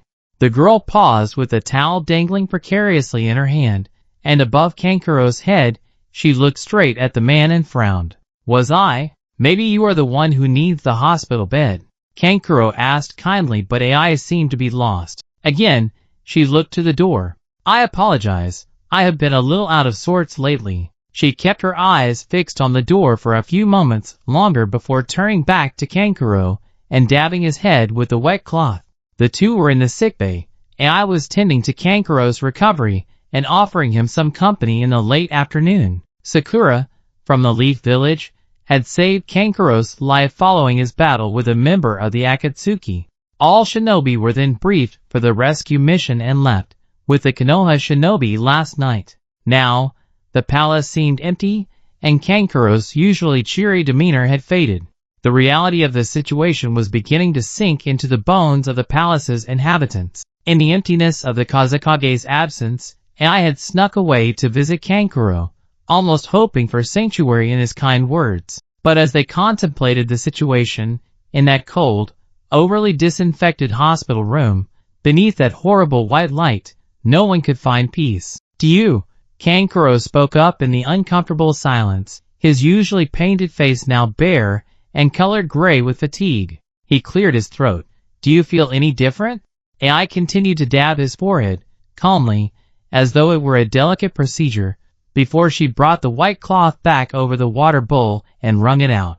As the water trickled out of the towel with that soothing, pitter-patter sound, Kankuro interrupted its column. Do you feel? AI threw the towel into the bowl. What nonsense are you asking me? AI turned to him sharply, and Kankuro almost cowered as she raised her voice. Water had splashed out of the bowl, all over the table it was placed on. AI, why should I feel any different? AI pulled her veil over her head haughtily. What are you asking? She muttered under her breath, as though she didn't want to hear it. He is my little brother. The corner of her vision began to blur as Kankuro spoke hoarsely. I feel different when he is in a meeting, when he is training Genin, when he is traveling. AI gasped and knelt by the bed, as Kankuro went through angry tears, as though frustrated with himself. I don't feel him here anymore. As AI closed her eyes, a tear rolled down her cheek. She grasped Kankuro's hand. You, the boy gasped, you are a part of him. Never before had Kankuro let emotion get the better of him. Not when his mother passed away. He hadn't even reacted when he discovered his father died. But Gaara seemed to come into his life much later.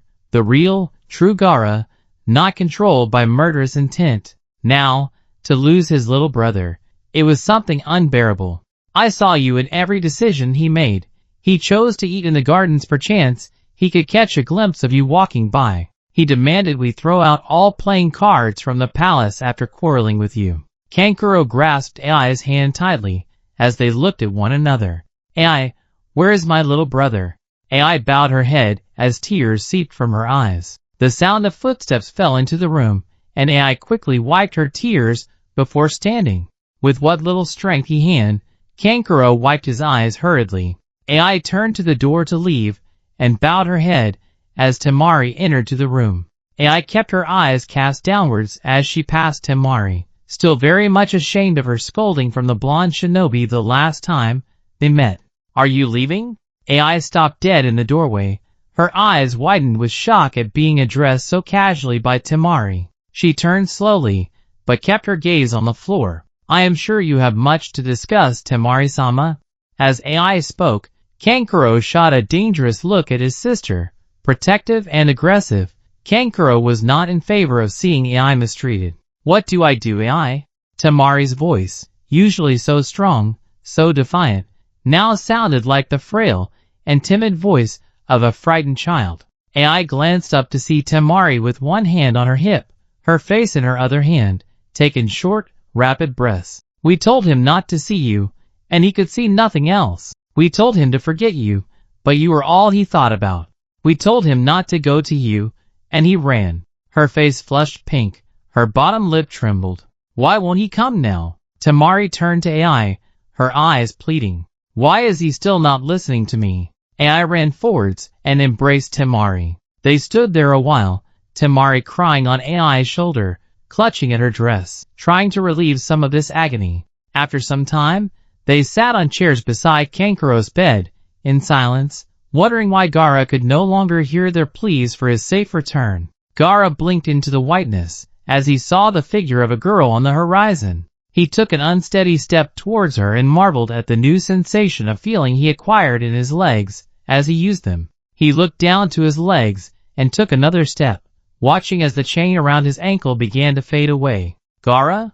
The boy looked up to Shikaku, whose outline was turning into a greenish, bluish hue, his true colors fading, his presence dissolving. Yes, Gaara thought, his body too weak to let him speak. The beast looked down to Gaara, almost with affection. I return now. As the Biju spoke, Gaara nodded. Shikaku and Gaara stared at each other with mutual understanding. What do you say to someone who was shackled to you without consent? Goodbye. Goodbye, Shikaku. The beast began to fade completely, leaving Gaara alone in this desolate place. The Kazekage turned back to the figure he had spotted on the horizon. She was making her way to him, hesitantly, stopping occasionally and looking back as though wondering if she were walking in the right direction. Bathed in a golden light, like the vision of a goddess, she approached. Gaara gasped upon glancing at her face. She looked so different, so beautiful, older even. Wrapped in colors of white and gold, her usual gemstone jewelry replaced with thick gold bands, she looked like an empress. Her usually natural and doll-like face was painted differently. A slick lick of black lined her eyes as she fluttered her eyelashes at him. Even her hair was different. It fell in sweet ringlets around her face and was held back by a golden tiara. Red velvety lips curved into a soft smile as she approached him in that usual seductive manner. Who is it you ask for, stranger? She inquired sweetly. Ai, Gaara thought. Must you play your foolish games at a time like this? The young Kazekage almost fell to his knees when she smiled at him mischievously. I must, she protested, her smile turning into a smirk. The boy watched as her blue eyes sparkled silver with mischief. Who is it you are asking for? Gaara, so tired, so longing to hold her in his arms, to sleep in her embrace, smiled. A girl. Ai raised her eyebrows in mock surprise. Oh, she exclaimed and folded her arms. Describe her to me. The girl demanded, and tilted her head to indicate that she was waiting to hear him speak. Her raindrop-shaped earrings tinkled as she did so. Ah! She gasped as Gaara took a step towards her. The roguish Kazekage looked her in the eye, and there was something beckoning, welcoming, dangerous in his stare that made Ai's arms unfold in surrender. With another step forwards, Gaara put a finger beneath her chin and tilted her face towards him. He watched with a sense of nostalgia, as that smirk was wiped off her face. I look for the girl who hides herself in cherry blossom, only to be revealed in the sweetness of its fragrance. The one who whispers in melody, who flirts with light, and flits between shadows. Ai pushed his finger away from her, but he grabbed her wrist as she did so, and brought her closer. My dusk, my night, my universe. The one so beautiful I crafted her into poetry and wore her. The Kazekage lifted his free hand and indicated the kanji on his forehead. Ai tried to wriggle free, but his intense stare paralyzed her. Her expression was fearful, disbelieving. My declaration of belief. Belief? Ai breathed. In miracles. Gaara tilted her face towards him once more, and leant in until he were a mere inch from her. How else would one explain moonlight in the day? Gaara released her. That moonlight girl glanced at him coyly and smiled in a come-hither manner, before biting her lip and taking another step back. Gaara was smiling faintly as Ai slinked away from him mischievously. Where are you going? Somewhere you can't follow. She breathed as Gaara shook his head at her. With what little energy remained, he let out an airy laugh. I awoke with a slight start, with the feeling that someone was around her. On earthly planes, the young courtesan had been drifting deep in slumber, only to be woken by a sound so familiar, but she could not quite place it. From under white silk sheets, I emerged, sat up and glanced around. She was in her room in the palace. This was the third time she had slept there. White neck curtains were draped around the bed, and obscured her view of the room around her. Gently she parted the drapes with her slender fingertips and pulled them back. Her blue eyes sparkled in the moonlight as she looked out to her balcony. "Hello?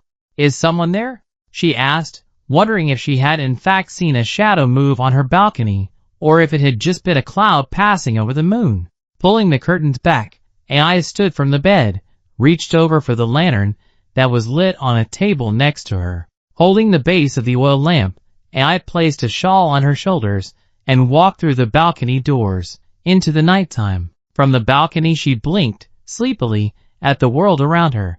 Her face illuminated by the soft glow from the lantern, she searched the gardens for any sign of him, her soft waves of hair swaying around her. "Ai!" Megumi called to her from a window nearby, but the girl did not look around. She was focused on the world beyond the palace. "What are you doing?" I heard someone laughing. I answered dreamily. "At this time of the morning? The sun is about to rise." "You must be mistaken," the elder assured her. "Ready yourself for prayers and come quickly." "Yes." I nodded slowly and turned back to her room. "Mistaken? I cannot follow you, Ai." Gaara protested, but Ai, who was slowly disappearing from view away now, called back to him. "What's that in your pocket?" As she spoke, Gaara's brow furrowed. He seemed to become aware of a weight in his pocket. Looking down, he was surprised to see the red cotton of his civilian robes. He placed his hand into his pocket uncertainly and clasped hold of a large silver pendant. From his pocket, he lifted out a broken pearl necklace. Pearls fell free of the chain and scattered onto the floor. Ai's veil fell from her head as a breeze rushed in out of nowhere into the temple, blowing out a few candles in the room. Ai turned from the shrine to look towards the doors. "Ai!" Megumi did not move her sight from the shrine in front of her, but noticed her student's movement. Ai had turned away in the middle of prayers. "Ai!" The elder courtesan felt the fabric of her student's dress as Ai turned back to face the shrine. "Excuse me, Megumi-sama, I thought I heard." What is it she had heard? Such a familiar sound. What was that? Ai wondered to herself as women around the room began to relight the candles that the cruel wind had snuffed out.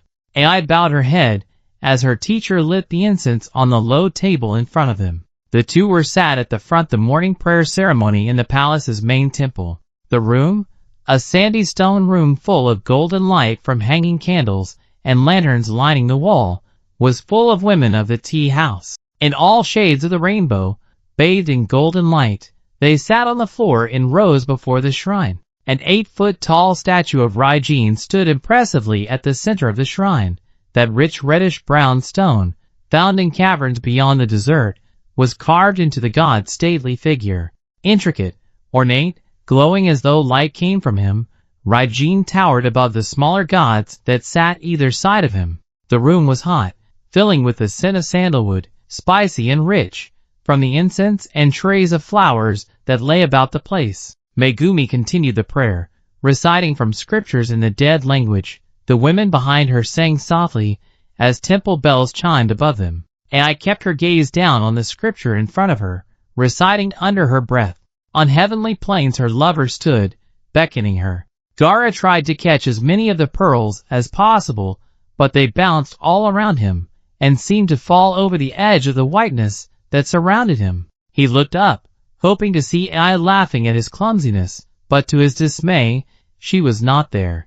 Ai brow furrowed. "Ai, if you are inattentive, Ai, you may retire from morning prayers," Megumi said haughtily as, yet again, her student had turned away from the shrine.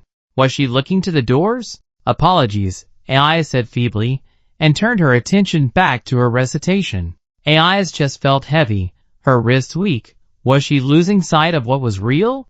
"I know I can hear you, Gaara," she thought before closing her eyes tightly, as though wanting to be rid of the sound of his voice. "Am I going mad?" Ai stood as the other women did, following Megumi's lead. The girl's white skirt lifted up as she stood. The thick red border licked the floor gently as the skirt swayed. Simply dressed, a blouse of white with that same red border, Ai was dressed like any other village girl. All that would give her away were the thin strands of gold that she had tied around each of her ankles. As the temple bells tinkled, so did the jewelry of the dancers as they all moved around the room to place flowers, light candles, and pay respects to the deities. Ai picked up a tray of flowers, and stood with many women of the tea house, Megumi and Miho included, and threw blossoms softly into the small bath of water at the front of the shrine. Ai's blank expression did not go unnoticed by her peers. Gaara looked around for that moonbeam, but she had disappeared. No, he could not face the end like this. Not alone. Not without her. Ai, please come back. In the palace temple, the sound of a silver tray clattering against the stone floor echoed around the room. The red blossoms were swept up on the breeze, and all in the room watched with rising alarm as their youngest dancer turned, wide-eyed, with a panicked expression, to the doors. He was there. He was calling her. Gaara! Ai! Megumi shouted and moved towards her. Have you lost your mind?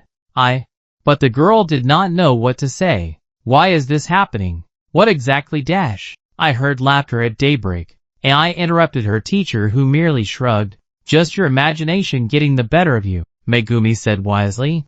No! Why don't they understand? His voice. Whose voice? Megumi's expression turned dark as Ai began to raise her voice, as she began to gesture towards the doors and look around at everyone as thought pleading. The pearls of a broken necklace. Ai protested as though that explained everything. What necklace? The one that scarred me here. Ai lifted her hand to her forehead. Her fingers were trembling. Her eyes were burning with tears. Am I going mad? Where are you, Ai? Gaara! Ai looked to the doors and tore from the room in an instant.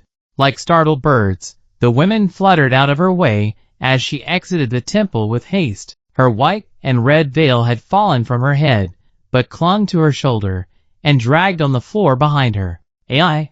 Frantic shouting tried to call her back, but Ai was already out in the first rays of sunshine, running along the walkway that lined each palace floor. I know I can hear you, she thought determinedly, as she took the stairs that lead into the gardens. I know it is you, Gaara. Her feet fell hard on the marble as she ran, in silk slippers, through the palace. Only he was in her thoughts. He was calling her. She had to go to him. Where are you, Gaara?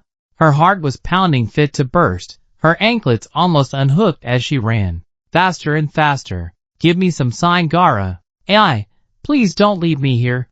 Gaara fell to his knees and pleaded with her. Hot, full tears ran down Ai's face, and she tried to wipe them away to see where she was going. I'm coming, Gaara.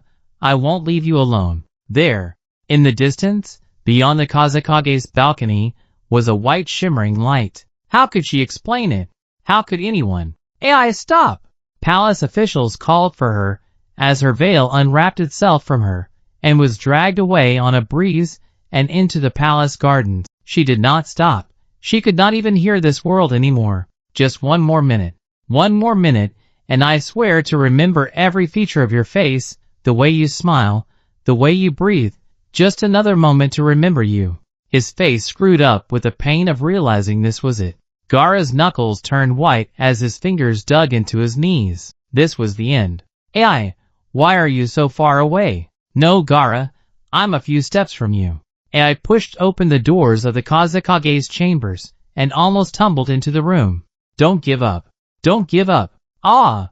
Ai almost cried out in the pain of grief, for as she looked for that shimmering light, it was no more. The room was dark. Empty. Ai, how will you ever know? She fell to her knees. How will you ever know? That I'm in love with you? That I'm in love with you? The palace baths, once a place of jubilant commotion, were now left empty. Built right at the edge of the palace with a glass dome ceiling, the giant rectangular bath had its water warmed by the desert sun, streaming in through the glass, reflecting off the antique gold metal of the surrounding furnishings. Lanterns, unlit at this time of day, lined the walls with delicate glass shades. With the sunlight, their gold holsters shimmered and reflected off the water in the bath. The room was alive with light, twinkling as though talking, as though to give company to a frequent visitor. A girl lay on the side of the bath, fully clothed in black cotton, that same antique gold around her ankles, wrists and neck, unmoved by the beauty of the sunset through the glass ceiling, uncaring for the water that was lapping at her foot as she dangled it over the edge of the bath. Her eyes, red and tired, her body weak and aching, she sighed. Love had had enough of this world. From her hair, she removed a hair clip, the shape of a peacock made out of a peach-colored crystal. She let loose the needle that clasped the clip to her hair. Slowly, feeling as though her body were not her own, AI cut across the tip of her ring finger.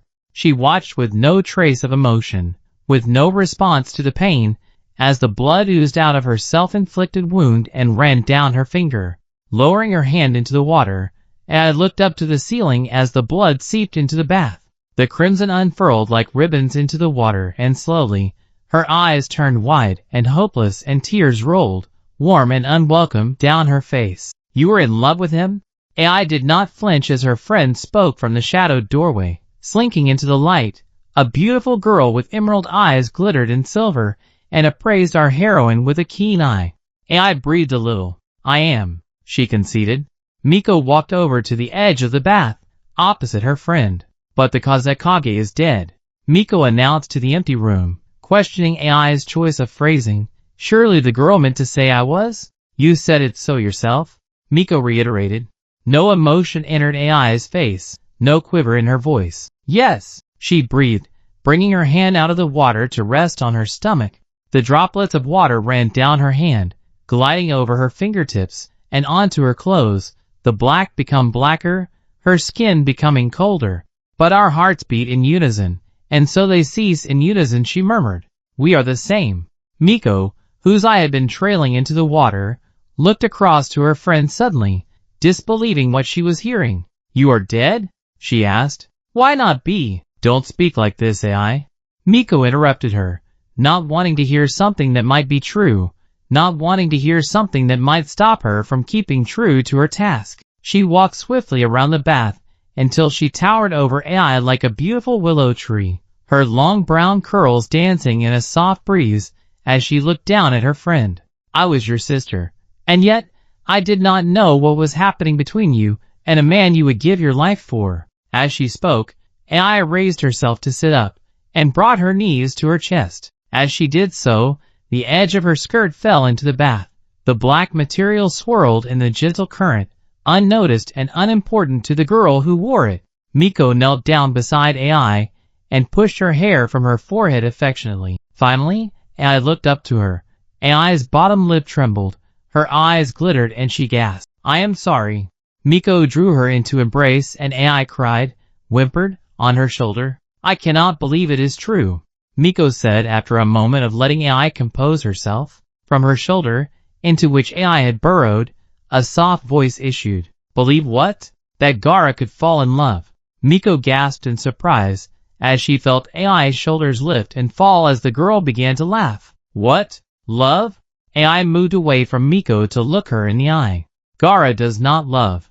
Miko raised an eyebrow and felt AI's head as though to check for a fever. But AI pushed her hand away and continued to look at her with that dangerous glint in her eye.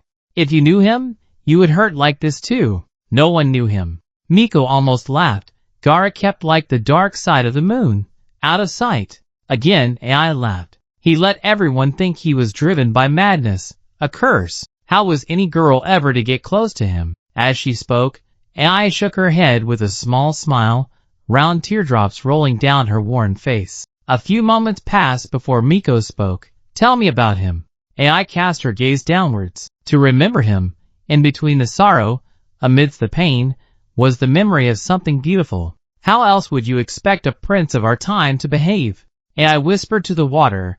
How else should the moon keep secret its darkness other than to hide it? And what good would madness do if it infected the minds of mortals? Miko leant in closer, a small, malicious smile spreading across her face. So it was far-off look, that gleam in her eyes, that smile that never left her face. AI was in love. Miko watched as her friend's blue eyes glazed over and focused on something far off and wonderful. The Hokage, Gaara, was everything I thought a man could be.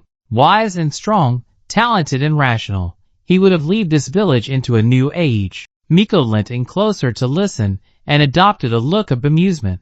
How strange to hear of a more personable side to Gaara of the desert. I smiled, princely though, a little spoilt. Memories on the rooftop floated back into her memory, and her smile faded a little. Arrogant and aggressive, her smile faded completely, violent even. I lifted her skirt out of the water of the bath, and wrung out the water gently. But I gasped, her cheeks flushing red from the effort to contain her emotions. Amidst all that bravery and ferocity, was someone naive, someone who could not, to the agony of others, understand even their own heart. I laughed at her own predicament. I never heard him say it, she admitted to her friend with a shake of her head. He never confessed his love for me. That is what makes this so unbearable. Ai's bottom lip trembled, and she looked away as her friend leant in closer. What do you mean? Miko asked softly as Ai closed her eyes tightly, large, round tears falling down her face. Gaara does not love. He lures you in, with that handsome face and roguish charm, and binds you to some darkness that you can never be rid of. Ai whispered, you will forever crave him, want him, ache for him, for all the softness in his eyes, for his wandering touch, for his temper. The girl laughed. When you shut your eyes you will not be rid of the sight of him. When the wind blows your hair from your shoulder, you will turn as if to find him beside you. She fell silent, and after a moment her brow furrowed. No, it does not feel like love. Then, Miko urged her, what is it? Ketsueki Ai. Blood love needs no translation. Even Miko understood what this meant. So it was true. Otherwise, Miko, whose mind had been wandering, snapped her attention back to Ai. What can I say that 1,000 poets have not already said? Ai shrugged. It has been done. I am in love. A curse to all courtesans. Love had found another victim. Silent seconds trickled past until Miko asked an unexpected question. You slept with him? Even Ai smirked a little. Yes. Her eyes seemed to light up as she answered, and it was clear, from the look in Miko's eye, from the way she tilted her head at Ai, that she wanted to know a little more. What else is there to say? Ai asked, a flush of color entering her cheeks. Just what every girl in Sasuke is dying to know. Miko giggled as her friend tried to hide a smile. When Gaara would look at me, with eyes that showed he could not resist temptation any longer, I would feel myself begin to melt. Ai smirked in remembrance. I would fall to my knees in a second if he asked me to. Miko looked impressed. So the speculation is true.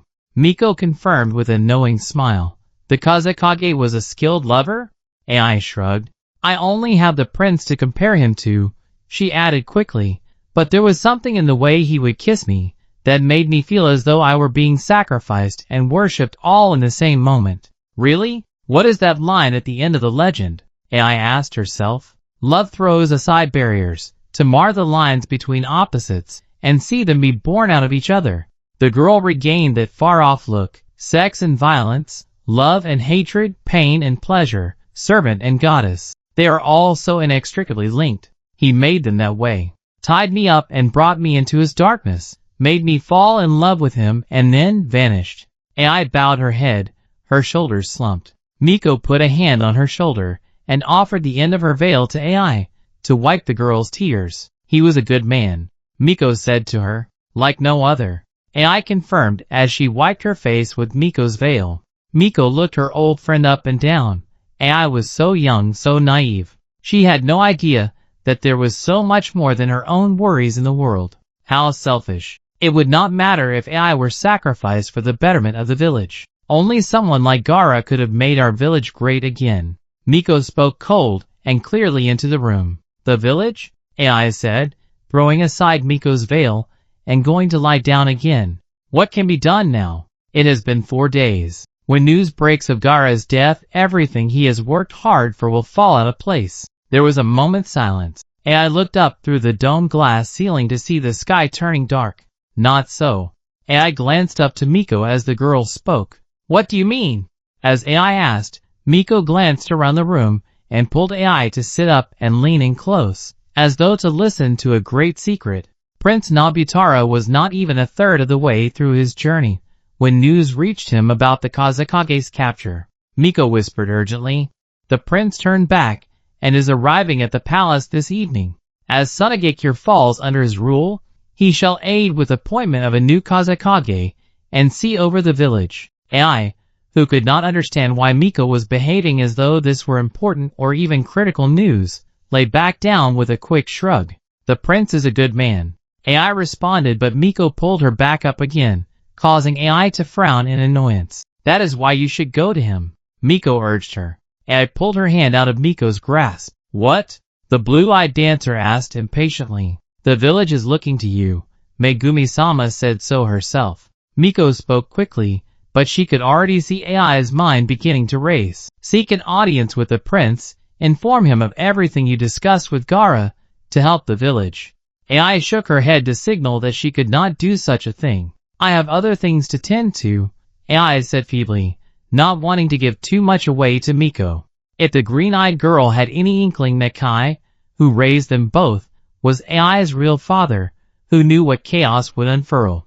But Miko, who was acting on her own interests, took AI by the shoulders and looked her straight in the eye. What would the Kazekage want you to do?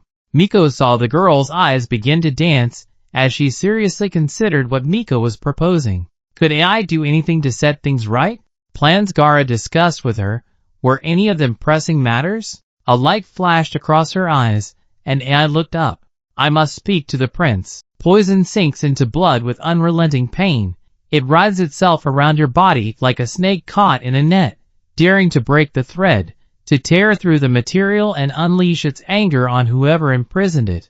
The pain, some say, can make you beg for death. But if you overcome it, if you manage to live through such horrible agony, the knowledge that your life was so easily threatened does not go away. The hours before your body returns to normal, before your blood flows fearless through your veins, you feel somewhat like the shell of the person you once were. Poison lives with you. At least, Kankuro mused, that must be the reason for this feeling, right? Temari had not spoken to him since he had left the sick bay. She was too busy helping run the village in this time of chaos. If he ever happened upon her in the palace when she was free, drinking tea or sitting in the library, she would look away from him or leave the room. It had been this way for 2 days now. Of course, Temari did not blame Kankuro for what happened to Gaara. She would never even let such a thought cross her mind, but it seemed Kankuro reminded her of the brother she had lost. That constant reminder was too much to bear, and so, as Kankuro tried to find shelter in the company of friends, he found that he was more alone than ever. It had been 4 days since AI had run from the palace temple. In other words, it had been 4 days since Gaara's death. AI never told anyone.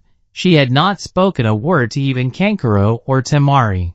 But the siblings knew, from that cold, lonely look on AI's face as she was escorted out of the Kazekage's room, from the way her veil fell heavy upon the floor and dragged behind her as she walked. From that glance she gave them before her lips trembled, and she had to look away. They knew that their brother was no longer in this world. Where was AI now? Tamara had not seen nor spoken to her, and Kankuro, whose movement was still slow following his healing, had not found the energy to seek AI's company. This evening, however, he decided to eat his dinner quickly and go in search of love. Talking to her might offer him some solace at this time. He could not explain her relationship with Gaara. Who could? Whoever understood that boy? Perhaps she did. Perhaps she could offer some comfort. Kankuro abandoned his dinner halfway, finding his appetite was still not returning to normal, and left his quarters. Still walking with a slight limp, he made his way to where the courtesans stayed during their time in the palace. Of course, members of the palace were not usually permitted to go there. Courtesans came to their customers, but Kankuro was not much in the mood to stick to the rules this evening. The sun was sinking below the horizon, and Kankuro walked past servants lighting up the lamps that lit the corridors. The palace was soon glowing with golden light as the night became darker. Upon approaching the courtesan's doorway, he stopped and wondered if he was doing the right thing. His thoughts were, luckily, interrupted. Kankuro-san, you honor us with your visit. He turned at the sound of a sultry voice to see a girl with chestnut-brown hair bowing to him. As she straightened up, her emerald eyes caught him off guard. Perhaps I can be the one you are looking for? she asked with a small smile. Miko, Kankuro said, and watched her smile fade as she heard the weight of grief in his voice. I am looking for AI. Miko lowered her gaze and looked fearful of speaking. Miko, are you sure you wouldn't prefer to speak with me? Miko asked with a bright smile. But there was something behind her smile. Kankuro noticed as he raised an eyebrow at her, something false and fearful. Miko, where is AI? He asked. With a quick change of face, Miko looked terribly upset. She is distraught. Beside herself with sadness, she wishes to see no one. Where is AI? Kankuro demanded.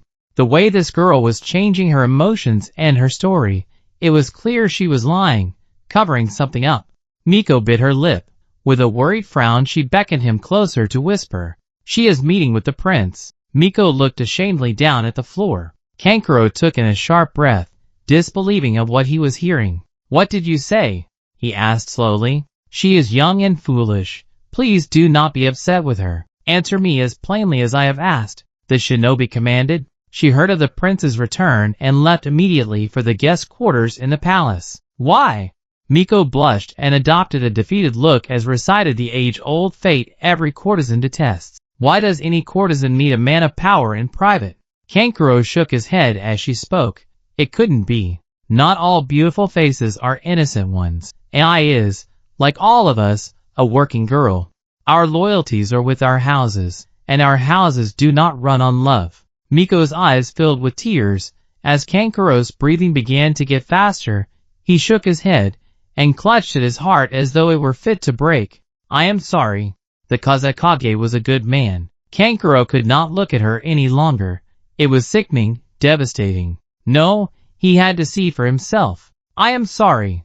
Miko called after Kankuro as he took flight to the guest quarters. AI, Your Highness. Holding onto an oil lamp, the beautiful dancer bowed to the kind prince. Dressed in the color of a rose, AI glittered before him like starlight. They met in secret in the gardens that were devoted to guests at the palace, with plenty of trees to obscure any view of them, and a fountain to drown out their words. The two appraised each other from a short distance. AI placed the lamp on the edge of a white stone fountain before turning to the prince and adjusting her veil. She was so good at being delicate, the prince noticed, from the way she let a few curls of hair stroke her face in the night breeze, to the way she let her gaze linger on the ground before looking up to him. AI. The prince said again, and AI looked up in surprise. For the first time Nobutara had spoken, he had sounded formal and princely. This time, however, he sounded consoling. AI's elegant pose left her for a moment, as she saw him standing with open arms, as though to welcome her home. She walked up to him swiftly, and fell into his embrace. Prince Nobutara, who, after days of traveling, was worn out and exhausted, wrapped his arms around the girl, and rested his chin on her head. Everything will be fine, he whispered. I am here now. AI clutched onto his robes, and slowly became aware of the rising and falling of his chest as he breathed. So calm and welcoming, he made her feel so at peace. You know of the Hokage's fate? AI asked quietly. There has been no news. AI sighed. So she and Gaara's siblings were the only ones who knew the truth. But I am here to assist Sunagakure. AI moved out of his embrace, and he held her at arm's length. We are glad for it. Her eyes were glittering in the moonlight, her lips glistening, almost, beneath the stars. So delicate and afraid, she looked up at him as though he were her savior.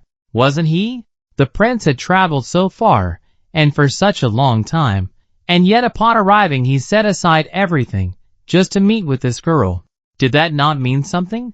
The prince wondered as he looked down to her, and placed a hand on her cheek. Gently, as though tempting a butterfly to land on his fingertip, the prince brought her back into embrace. That look in his eye, AI noticed, that warm, inviting, beckoning look, was so familiar. The glow of his skin reminded her so much of the boy she loved. Would it be so terrible to feel that way again, if even for a moment? The prince drew her closer. Gaara, AI thought as she was brought into the prince's broad embrace, where are you? In some crazy way, AI believed for just a second that she could feel Gaara again in this moment. In this human moment of affection, there was something so similar to him. She closed her eyes and let the prince kiss her. AI, the prince exclaimed as she immediately pushed him away. Do not be frightened, it's me. He moved forward again to hold her, but AI pushed him away, looking shocked. AI could not explain how she let herself, for even a second, be enchanted by him. It was madness, a foolish trick of the moonlight on his face. It was grief trying to hold on to whatever piece of Gaara it could find. AI put her fingertips to her lips and wiped them softly. The prince frowned. Explain yourself. AI gasped a little and looked around as though someone else could help her explain. I am sorry, AI said in between gasps, a tear falling from her eyes. I do not know what came over me, she said quietly, as though all breath had escaped her body. Her pretty face screwed up in confusion, as though she really could not understand herself. Do not deny me, AI. With a single sentence, her eyes widened in shock as the world was thrown back into perspective for her. The prince did not have genuine affection for her. He was used to dealing with courtesans. Her wishing to see him at this hour was not a friend wishing to see a friend. He saw it as a transaction. The prince, accustomed to these relationships, may have genuinely liked some part of AI, but it did not mean he saw her for more than a courtesan. What was she doing here? How had she been so naive? AI gathered herself and closed her eyes briefly, trying to remember what it was like to actually work as a courtesan. She had very rarely behaved in a professional manner. Standing to her full height, wiping away a tear, her shoulders slumped as though defeated. Deny you what, your highness? She asked gently. Yourself.